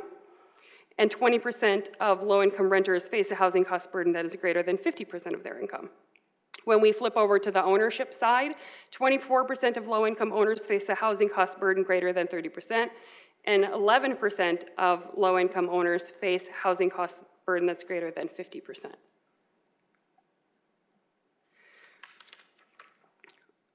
A couple years ago, back in 2016, the Sioux Falls Thrive did a housing study with Augustana University. It's called the Sioux Falls Thrive Needs Assessment for Housing. If you've not had the opportunity to read that study yet, it does actually paint a very detailed picture of housing for the city of Sioux Falls. It's something that I read and studied prior to coming to join the city as the housing manager. It is a lengthy booklet of about 100 pages, and it's very data-driven. So if you're somebody that really likes numbers, this is a great study for you to look at. But one of the things that there's a couple of things from that study that I thought were important to bring out and to highlight. There's many of detailed facts that I think you would find important, but some of the things that I thought are important to highlight in this, and knowing that that study was created with public input. So they used focus groups and talked to stakeholders in the development of the Thrive study. And some of the points, I won't read all of them, but renters outnumber homeowners in lower income brackets. And because they can't find affordable housing for starter homes to purchase, millennials are remaining in the rental market, driving up demand for those rental units and vacancies low. So there is a high demand for lower priced starter homes. A couple more statistics that I think are important to highlight out of that housing study, while there's many, there are not enough units that are affordable and available for Sioux Falls extremely low income. In fact, for every 100 families that are below the 30% median family income, there are only 39 units that are affordable and available. Then we moved on to the Housing Summit. This was an opportunity for us to gather some public input, but have some very targeted conversations around housing, the creation of housing, both on the single family side and the renter side. We had panels that discussed those and brought great information. And then we allowed for public feedback and comment, both through an interactive technology where they could ask questions directly to the panel, but we also had boards that were presented in the back of the room where you could interact with those boards and provide feedback and comments on those boards. So these are the headlines from those boards. We asked several questions. The first question we asked was, what housing needs are not currently being met in Sioux Falls? So we took all of that data that we got back, that public input, and kind of put it into a word bubble there, so you can see kind of what were the glaring themes that came from that. Is we need more affordable housing, we need more affordable housing for schools, we need more multifamily housing options, and the public is very interested in smaller units, so getting closer to the tiny home are things that they've been interested in. Looking for more affordable rents are some of the things that kind of bubbled to the surface when we asked that question. One of the next questions that we posed was, what are the challenges faced by Sioux Falls industry, and what can the city of Sioux Falls do to help? And you can see again some of the great things that were brought up from that. I was bringing together, talking about collaboration, referring to public-private partnerships, how can developers help meet housing residential needs. So there's definitely some great ideas bubbling to the surface when you look at the public responses to that question. And then what collaborative approaches are needed to continue making progress on providing accessible housing in Sioux Falls? This one was extremely clear in almost every input that was provided, is that case management. Case management is the key to helping people sustain their housing. And so that was a very glaring theme, that case management is needed to increase in our community as far as helping people remain housed. As a follow-up to the housing summit that we ran actually both in conjunction and then pushed it again after the housing summit took place was the stakeholder survey that was live on our website. We promoted it at the beginning of the summit, and then we encouraged people to continue to participate in that survey even after the housing summit ended. It remained open until the end of May, and so some of the things that we found from that survey was we asked, what are the top greatest unmet housing needs of Sioux Falls? And you'll see that housing for folks with mental illness, with criminal background, and again, low-income renters, and home ownership for low-income and moderate income rise to the top as far as unmet housing needs. Another question we asked in that stakeholder survey was, in your opinion, what is the single most significant housing challenge in Sioux Falls? And general affordability of housing was by far the #1 response. And second to that was not enough quality housing available.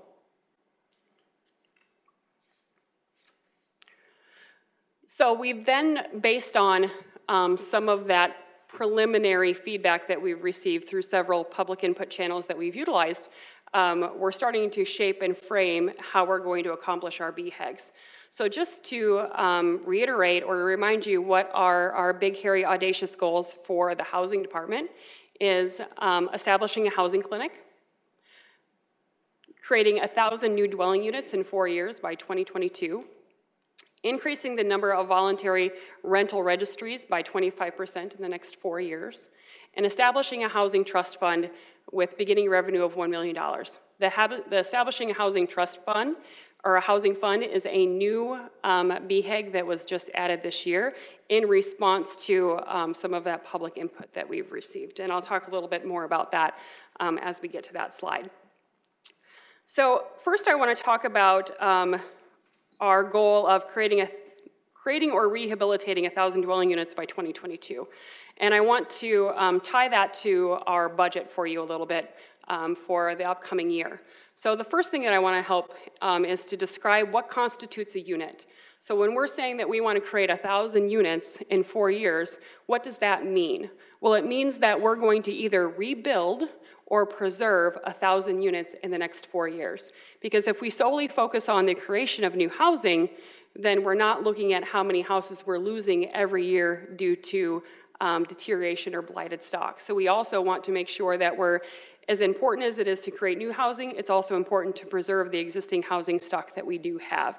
And so we want to leverage our federal and local funds to the best of their ability to do that. So one of the ways that we're going to categorize the rehabilitation side and count that as a unit in our goal is if we're doing $15,000 or more of projects within that home to preserve it, or if it results in 2 or more projects or more, or if it meets the HUD definition for substandard housing. So if it meets one of those 3 tests or all of those tests or several of those tests, it will be a unit that is counted in our 1,000 unit goal. So for example, if we have a housing project where their furnace and their air conditioner goes out, if we don't invest to replace that furnace and replace that air conditioning unit, and we come to the winter months and that furnace is not operational, it will lead potentially to pipes breaking within that home and create further damage.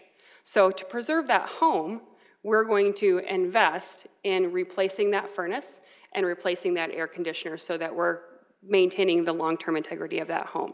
So it's something that we're doing that's significantly going to change or impact the preservation of that home, which is why we would count it as a unit. And when you look at the federal definition from HUD about a substandard unit, that is explicitly called out in that. So another thing that we're doing is we're utilizing the housing stat, or we're doing housing stat. We're utilizing the Harvard-Bloomberg performance management model to develop a data-driven cross-departmental strategic plan around how we're going to reach that 1,000 goal. And we're in the process now of developing a housing dashboard that we would like to make open to the public so that you can get a true picture based on what we're doing in our programs, what the health of the housing stock is in the city of Sioux Falls.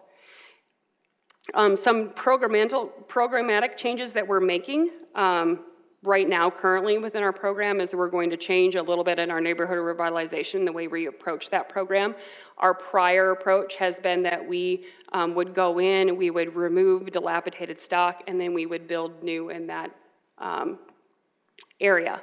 We're going to continue with that model, but we're going to reduce the number of homes that we're doing so that we can participate in larger potential development projects that will produce the same result. So if we find a larger parcel within a neighborhood of Sioux Falls, specifically in one of our core neighborhoods, then we would like to invest our dollars so that we can create a new housing development that's affordable in that area.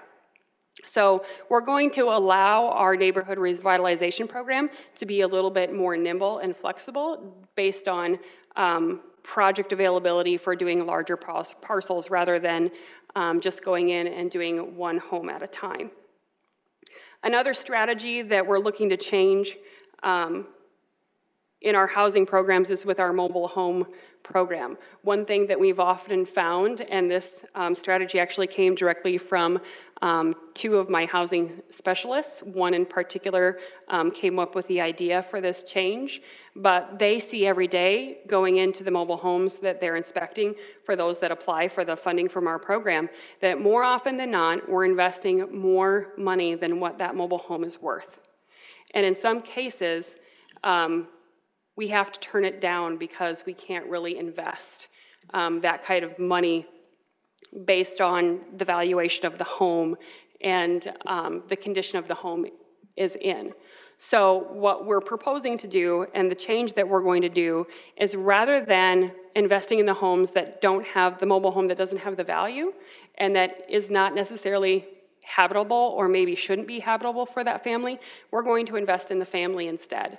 So rather than giving the money to them to rehab the home, we're going to help them transition into more stabilized housing that's safe and comfortable for their family. So we'll provide them the moving assistance to move out of that home.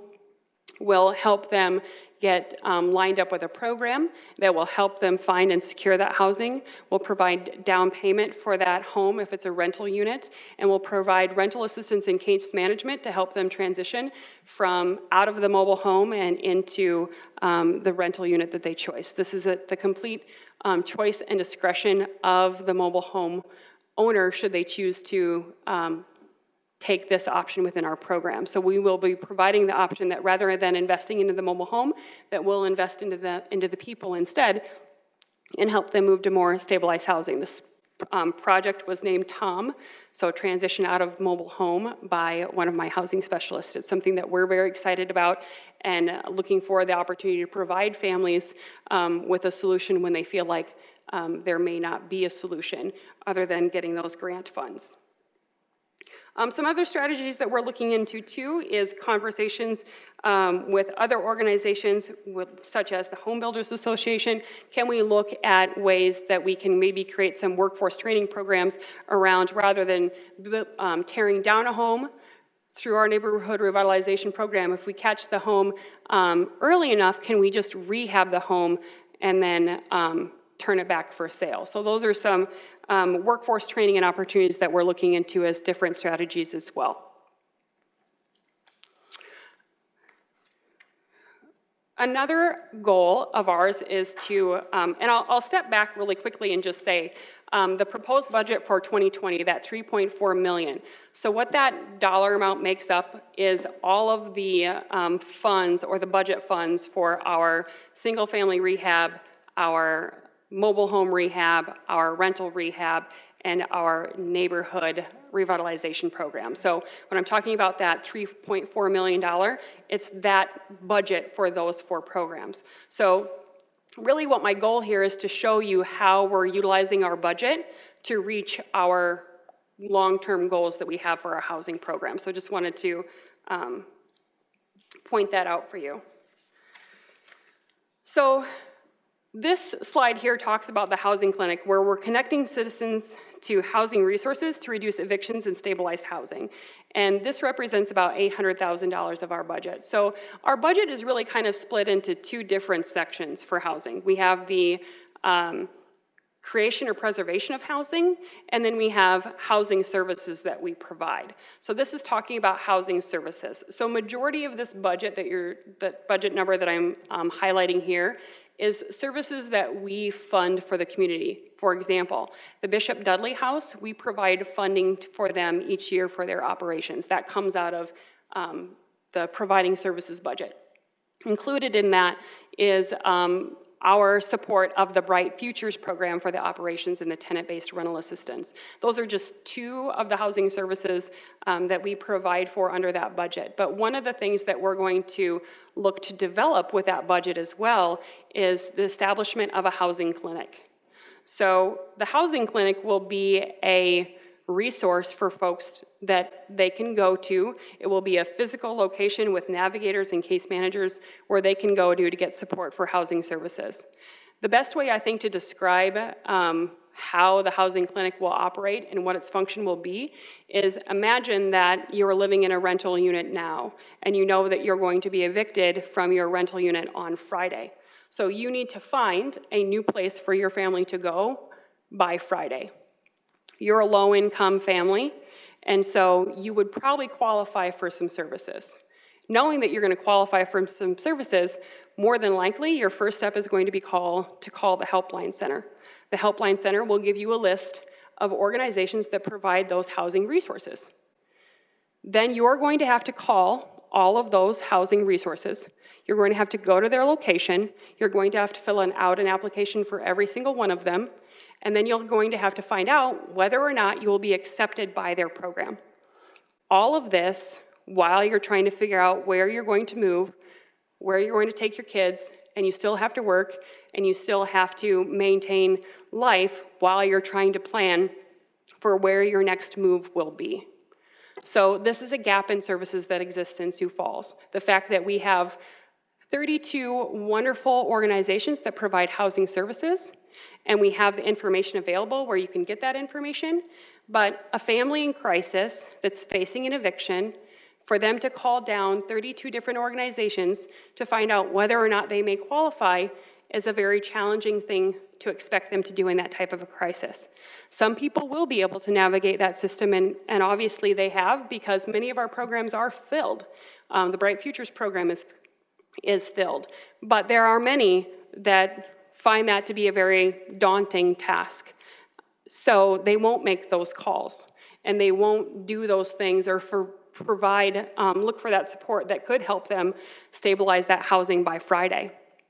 I think another great example of this would be, I'm sure you're all familiar with Mayor Paul Tenhaken's story of his friend that he met at the gas station where he tried to help him provide housing, and he came up with a solution for him on his own to help provide some of that housing. The housing clinic will be the bridge for that gap.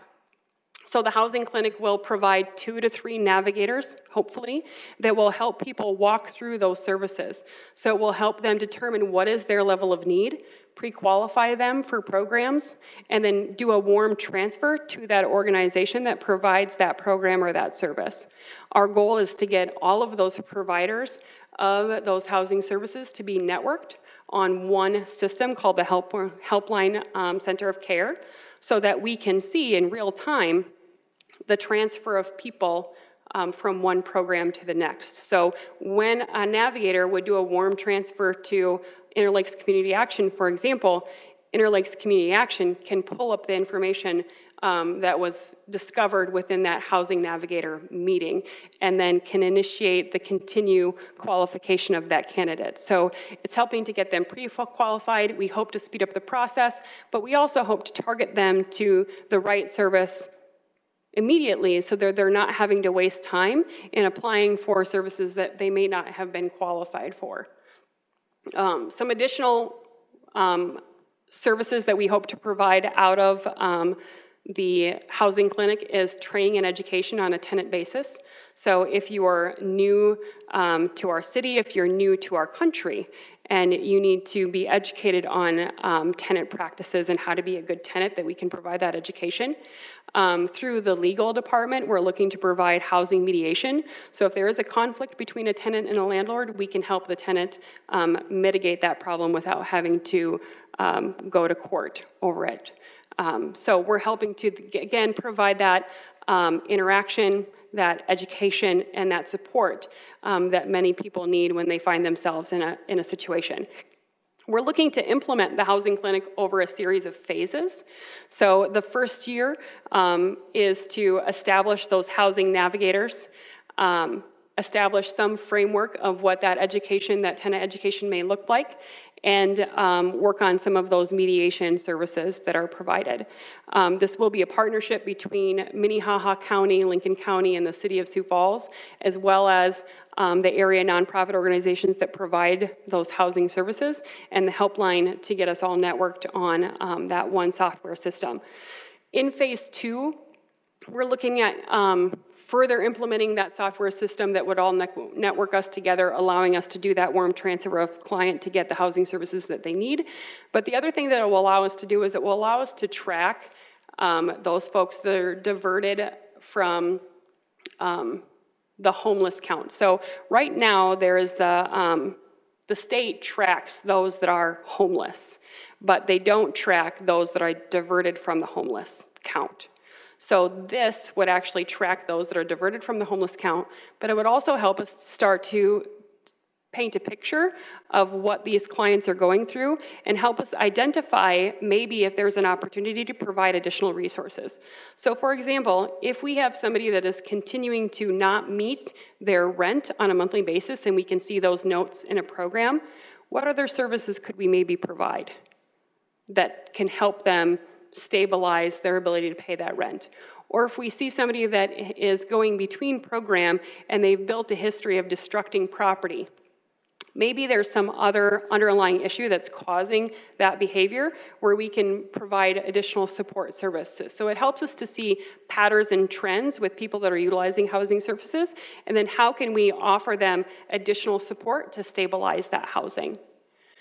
So the last phase of the housing clinic will be to create an online resource guide that will run off of the rental registry. So rather than,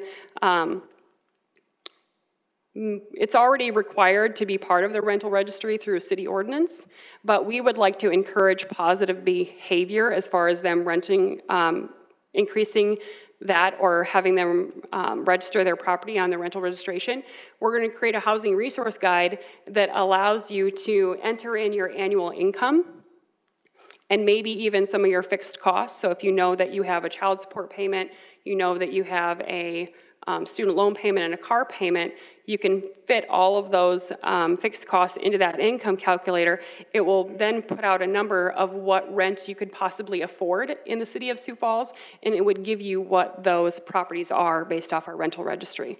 So we would be helping our property owners in Sioux Falls lease up their properties by having a tool where newcomers to the community or current people that are looking for housing can get a good determination of what's available in their income bracket for housing. So that's a long-term goal that we hope will help to increase our rental registration. The last goal that we added is the establishing of a housing trust fund with a starting capital of $1 million.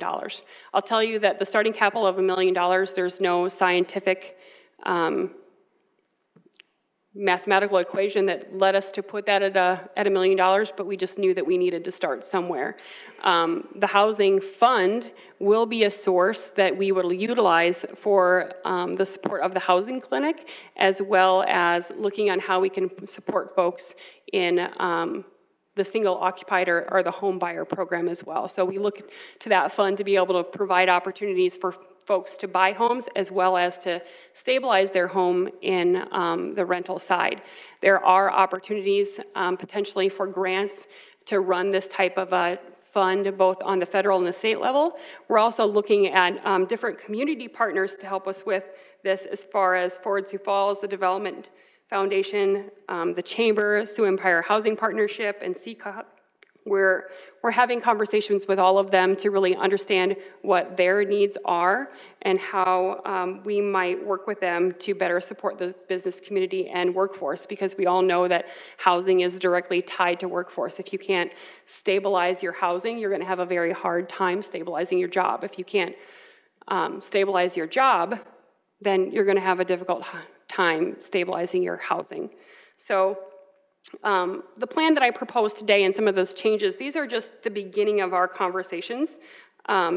As we continue to grow and work through this process, we're going to continue to evolve and develop this strategy for housing, but wanted to take the opportunity to share with you some of the great work that my team has already been doing to try and fill those needs and gaps that we see existing and growing within our community, and being responsive to some of the input that we've already heard through the different channels that we've utilized, including the Housing Summit, the survey, and then the great work that was done by Augustana University in that study that they did for Sioux Falls Thrive.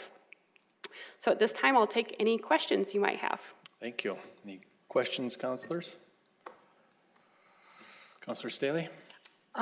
First of all, Shelley, just a comment, and I want to say thanks to Sean for numbering the slides. I think that makes it easier for reference if there's a number actually on them for future presentations.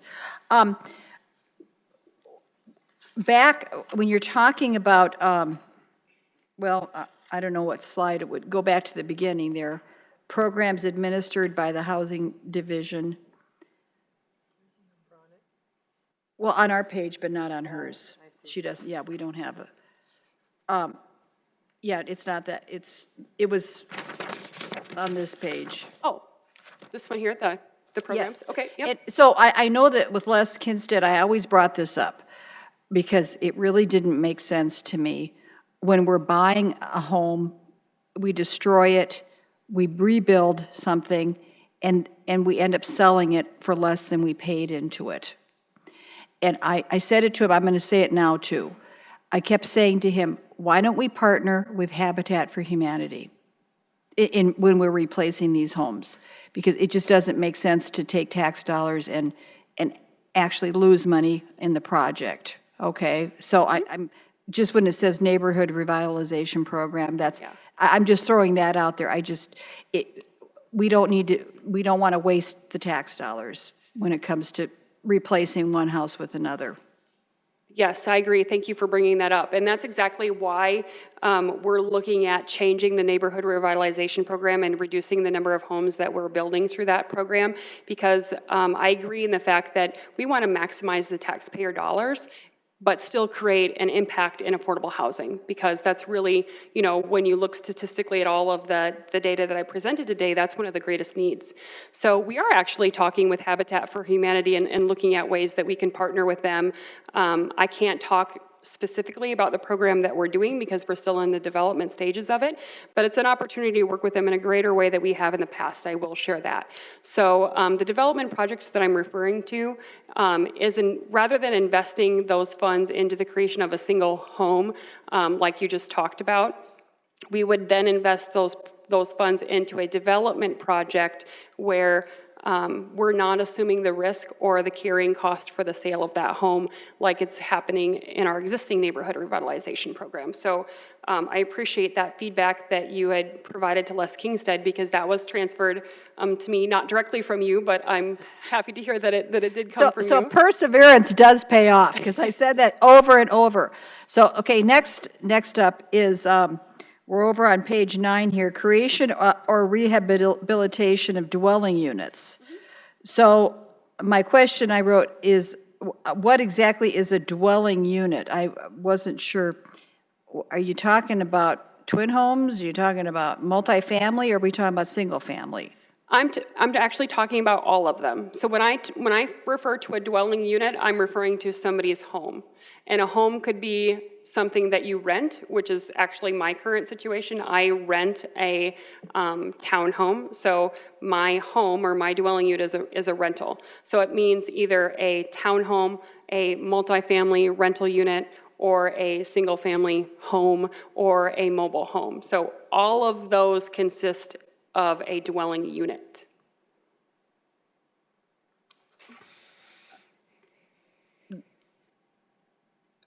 Back to the first part of the old program where you're, and I thought it was like $1 million, but that you had in the Community Development Fund for individual homeowners to apply for. Is that is it million in the right range, or do you know? I mean, that used to be the big bulk of what Les would talk about, is that program where you get your furnace replaced or put new windows on.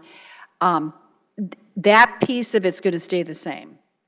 As far as our helping homeowners to invest in their own home and rehab, that will stay the same. But as far as us going in and removing a blighted stock and building new, Right. that's going to change a little bit. But that other program, because I even have, I'm going to put it in my Staley report one of these times, because it says, if you're looking for a new furnace, if you want blah, blah, blah, it was a little thing that came out in the water bill. And I've been keeping it around because it's really neat. It's a great program. We're still going to have that. Absolutely. Okay. Yep. And then I've got a few more, but when you're talking about that housing clinic, the navigators, I'm assuming those are new employees? Actually, no. So to clarify for those navigators, the current navigator that exists is actually an employee of Minnehaha County. So we already have a navigator in place. What they did was actually they replaced a different position with the navigator. So it wasn't a new position that they added, but rather than filling an old position that they had, they filled it with a navigator position. The other thing that exists in our current budget is a shared FTE between the city of Sioux Falls and Minnehaha County. So that FTE was actually for the HAB board, or the Homeless Advisory Board. So the Homeless Advisory Board had a 10-year initiative to eradicate homelessness. And we're actually going through a study right now to see what is the future of that HAB board. So that FTE remains in place that's shared between the city of Sioux Falls and Minnehaha County. My proposal would be to turn that FTE that we share into another navigator, because we already feel and can already see from just a little bit of work that the Minnehaha County navigator has already dived into her job, that we will absolutely need 2, if not 3. But the budget proposed for 2020 is utilizing an existing FTE that we already have shared. So it's not going to be adding any new FTEs. The only thing that we're budgeting for the housing clinic is going to be the work that we may need to do on the housing or the helpline network center of care software. So that there's a potential integration that may need to be written between the state's software system and the helpline center. So we want to help facilitate those conversations and provide support if necessary to do that network. So you're talking about Stacy Teason's position. And I guess I hadn't followed along if she hasn't been replaced. No, So that's she's not still been just an replaced. open position. It is an open position that they've reserved for the homeless advisory based on, and they actually partnered with Augustana to do a study on that to see what direction we need to go with that FTE. And the preliminary results from that, to me, lean towards the housing clinic, but we'll get that information in the later part of August, but that FTE does remain available. And you know, sometimes they say things, they start and they circle back. And we used to have an ombudsman, am I saying that right? That I still have the paper where we had a guy working, he was an advocate for renters. And then he got let go, or his position got terminated. Do you know what I'm talking about? Have you ever, Janet, maybe you know who that guy was. He had been with the city a long time. So it sounds like you're kind of coming back to that kind of a position, in a way, of an advocate for renters. Yeah, we're coming back to a model where we're providing the support for folks to get connected in services, because that's really kind of where there exists a gap right now. So that person would help them with whatever need that is. So whether it's finding a rental unit, whether it's locating funding resources to help them stabilize the housing, that navigator will be that person that holds their hand through that process at whatever level of support that person may need. So maybe it's just connecting them to the resources and that's it, or maybe they need a deeper level of case management that happens.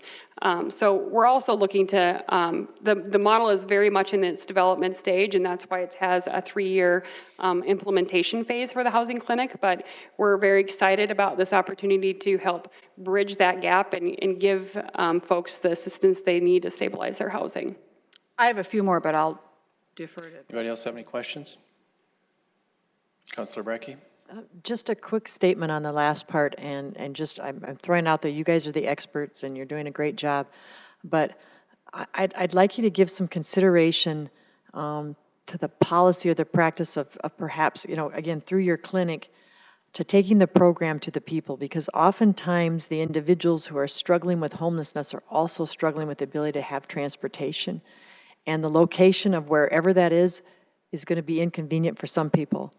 And the concept of having to spend money through a taxi cab, or if there's not a bus stop there to make the appointments necessary to do it, it can be daunting.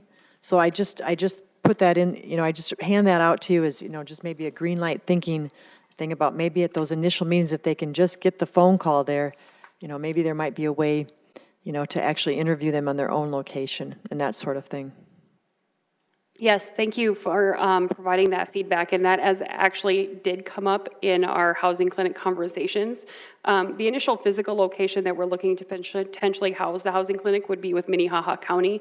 They already provide assistance for bus passes, for emergency rental assistance, so people are already accustomed to going to Minnehaha County for those services, so they'll be able to utilize the housing clinic while they're there. But we understand that when you're in that situation, you're presented with challenges, and one of those challenges is transportation.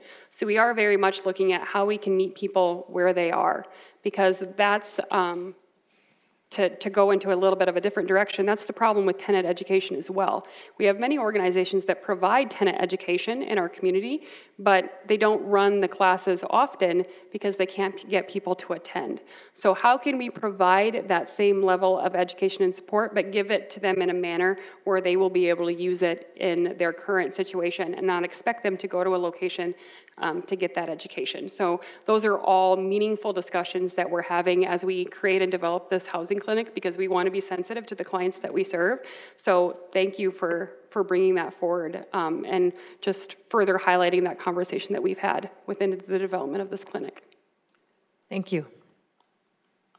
Okay, Councilor Staley, if you want to finish up.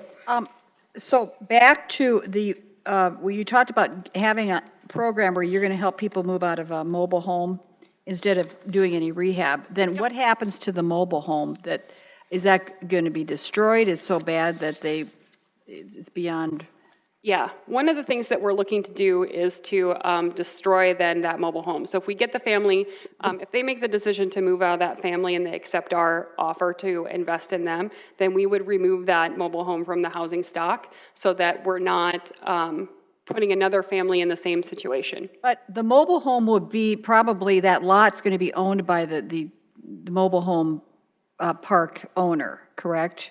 The lot would be, but not the mobile home. So I've been an advocate. In fact, I brought this up when I was first elected to Rex Ralphing we were having a dinner together. I was talking about how I think we need to have more mobile homes in our community. Some of them are lovely. They're not real expensive. That's true. But it gives a person a chance to have some home ownership on their own lot. And just a side note, I brought this up to Rex Ralphing. He was opposed to it. And then it turns out that he lives in a mobile home park in Florida. So I thought, gee, that just seemed kind of interesting that he was opposed to it here in Sioux Falls. But anyway, I do think that could be a solution for some of the housing circumstances. And it is hard for people to get a loan for a mobile home through a bank. They can't get a mortgage, right? So it sounds like the discussion within your energy is not about helping people get into a new mobile home. No, our real focus is to try and get people out of mobile homes that are not in a living condition. So when the repairs that are needed at that home are beyond the scope of what we could invest. So let's say we invested our $3,000, but that home really needs about $5,000 to $10,000. That's a situation where, and I'll give an explicit example of one that we've seen recently where we went in to view the home and there was a hole in the floor behind the sofa that was as large as the sofa. You could see the sky between the wall and the roof of that home, and the plumbing was not fully operational in the bathroom. So all of these combined were issues that they were looking for an investment from our program on. And there is another program out there that ICAP offers that is their a weatherization program. And they went to ICAP first, and ICAP would invest in that property. So this is an example of when we have a home that is really dilapidated beyond investment of what we can provide, even provide in conjunction with another program, that rather than just telling them no and leaving them in that environment, can we look to provide them a way out of that home and invest in them as a person rather than trying to preserve a home that may not be preservable. Right, and the problem for that situation is that they maybe own that, and that there's really no overhead then, except for utilities and rent rates that they're paying for the lot, and then they go into an apartment, and then they could be paying a lot more, you know, the overhead is going to increase. So back to having opportunities for, I think mobile homes are a good venue to pursue, along with, you talked about the tiny homes. And I was just talking with a resident this last week. We were talking about the homeless situation and where people live. And that person said, why don't we develop some kind of an adult orphanage model? We used to have the poorhouse. Did you ever hear about that? It's where the Sanford Castle is out there on off I-229. It was a place where people could live. There was a room, you had a bathroom, a common dining area, and you had to help with some of the things around the area for the produce and upkeep. But a place for people to be, something to look at. Maybe that's just something a private individual does. But lastly, what I wanted to say, you're talking about the homes. We're talking about, we don't have affordable homes if you want a house. And that's why I was so vehemently opposed to McKenna Hospital's area of taking those homes out. Because every time we lose one of those homes, I live in one of them, we'll never replace it. They're affordable, somewhat 170, 180,000, but we're not going to ever see those replicated. So that's why I think we need to be looking at having development on the outer peripheral of our city versus taking out core neighborhood homes. Well, and thank you very much for bringing that up. The relocation of homes as well is something that we're taking a look at. So we're taking a look at what the cost is to actually move one of those existing homes, because we know that there are organizations within our community that are looking to grow and own property in which they will have to decide to do something with that property once they do that expansion. So we're looking at what are the costs associated with that move, so that maybe that's a new program that we can offer or provide assistance to, where we can, rather than tear down that home, we can move it to another location in Sioux Falls. So well, yeah, except the problem, I've heard that Sanford wants to take 18th to 22nd from Minnesota over to their hospital and take all those homes out. See, and that's where, you know, I don't care how you're going to move those. You're disrupting and destroying neighborhoods that will never be replaced. So that's where you got to balance growth with the impact on, you know, affordable housing and just residential integrity. yeah. Well, and certainly the housing department is looking to do our part in helping to preserve as many homes as we can within the core, and looking for new and innovative ways that we can partner with other organizations, developers, you know, to find some solutions for things like that. So, thank you. Anybody else? All right, thank you. Terrific presentation. Thank you. Next up, we have Jim David.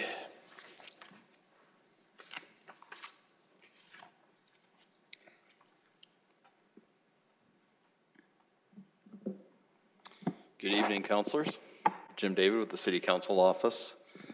Last week I had reviewed the process on how the City Council develops its priorities prior to the start of the legislative session. A critical step in this process, as you may recall, is the development and the adoption of the provisional legislative resolution to guide councilors and staff as they prepare for the Municipal League's legislative process. The draft provisional resolution in front of you includes the items from last year in addition to some modifications. The first item supports a reliable emergency radio system by upgrading the actual emergency radios and the towers that are located throughout the state. Senate Bill 180 did provide half of those funds, $4.6 million, to upgrade those towers, but there was no money for the emergency radios. In consultation with Metro Communications, it is our intent, or it is my recommendation, to leave item number 1 as they pursue the remaining funds and possible additional funds for those state radios. Item number 2 is one that has been there for the last few years, and it recommends some alternative publication options for local government. This could also be internet or free publications such as the Shoppers News. Item number 3 was brought forward by the county, and it reduces the official newspapers to 1. Number 4 is language supporting workforce housing. Number 5 supports a local option entertainment tax for the county, similar to an entertainment tax currently in place for a city. Number 6 supports tax increment financing. And number 7 was modified slightly to include mental health in addition to drug and alcohol education, intervention, and treatment. And item 8 is a general statement of support for those cooperative relationships between local governments. Item number 9 was also brought forward by the county, requesting that public capital projects be exempt from the excise tax. Number 10 requests state funding for paratransit agency trips. Number 11 requests funding for emerald ash borer infestation. House Bill 1120 last year did provide $700,000. Some of that could have been used for EAB. However, that did die in joint appropriations. Item 12 supports an elimination of presumptive probation. Number 13 was added at the last council meeting when the final resolution was adopted, and it would call for non-English driver education or driver's license tests. Number 14 supports the cleanup of the Big Sioux and its tributaries. Number 15 supports legal immigration and refugee resettlement. And number 16 had come up in those joint governmental task force that looked at the legislative resolution from last year, and it supports eliminate any regulatory barriers within state law that would prevent a triage center. And right now there is a working group that is combing through state law, looking through anything that might get in the way of a triage center. In addition to these items, Finance and Parks do have a cleanup item that they would like to discuss with you. And Mr. Chair, I'd like to invite Director Pritchett up here just to discuss that item. Certainly.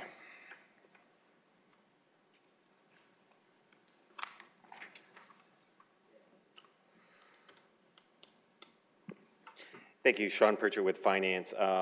Jim is going to bring up a quick item, and this is a very minor item, but it is one that procedurally is causing some issues. It is in regard to the receipt of real and personal property as gifts for the Parks and Rec Department.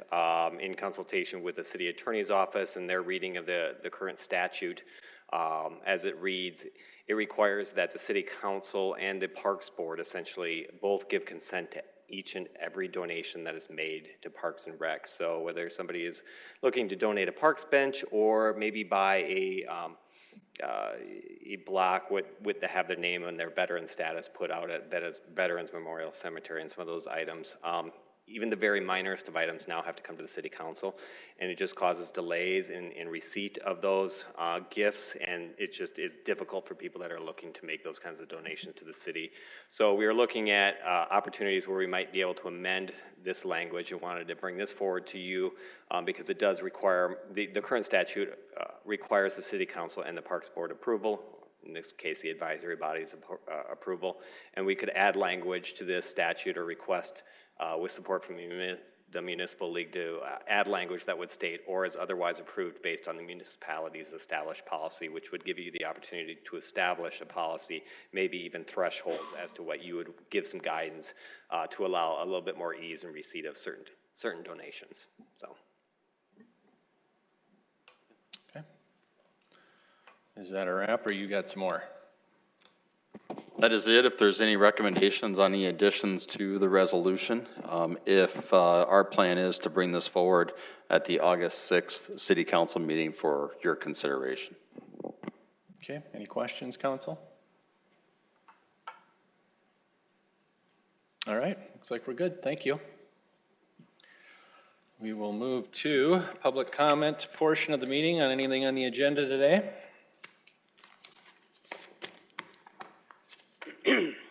Scott Harrisman, Sioux Falls. Boy, a lot to talk about. Hopefully I can get through it in 5 minutes. There was a discussion earlier about time limits on the meetings. I've told you guys several times, look at the charter. There's no time limits on meetings. You're paid a salary, you're not paid an hourly wage. If something goes long or a presentation, you can always postpone it to the next meeting. There is no time limits on meetings. I'm tired of you guys saying it. Different counselors keep saying it. There is no time limits on the meetings. You could go all night long. Thank you. Look at the charter.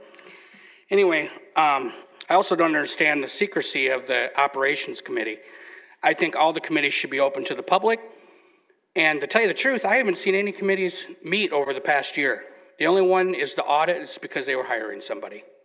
Otherwise, none of the other committees have met for over a year. So I don't even know what you have committees for. Should it all just be handled in the informational meeting? I think Councilor Brecky brought that up once.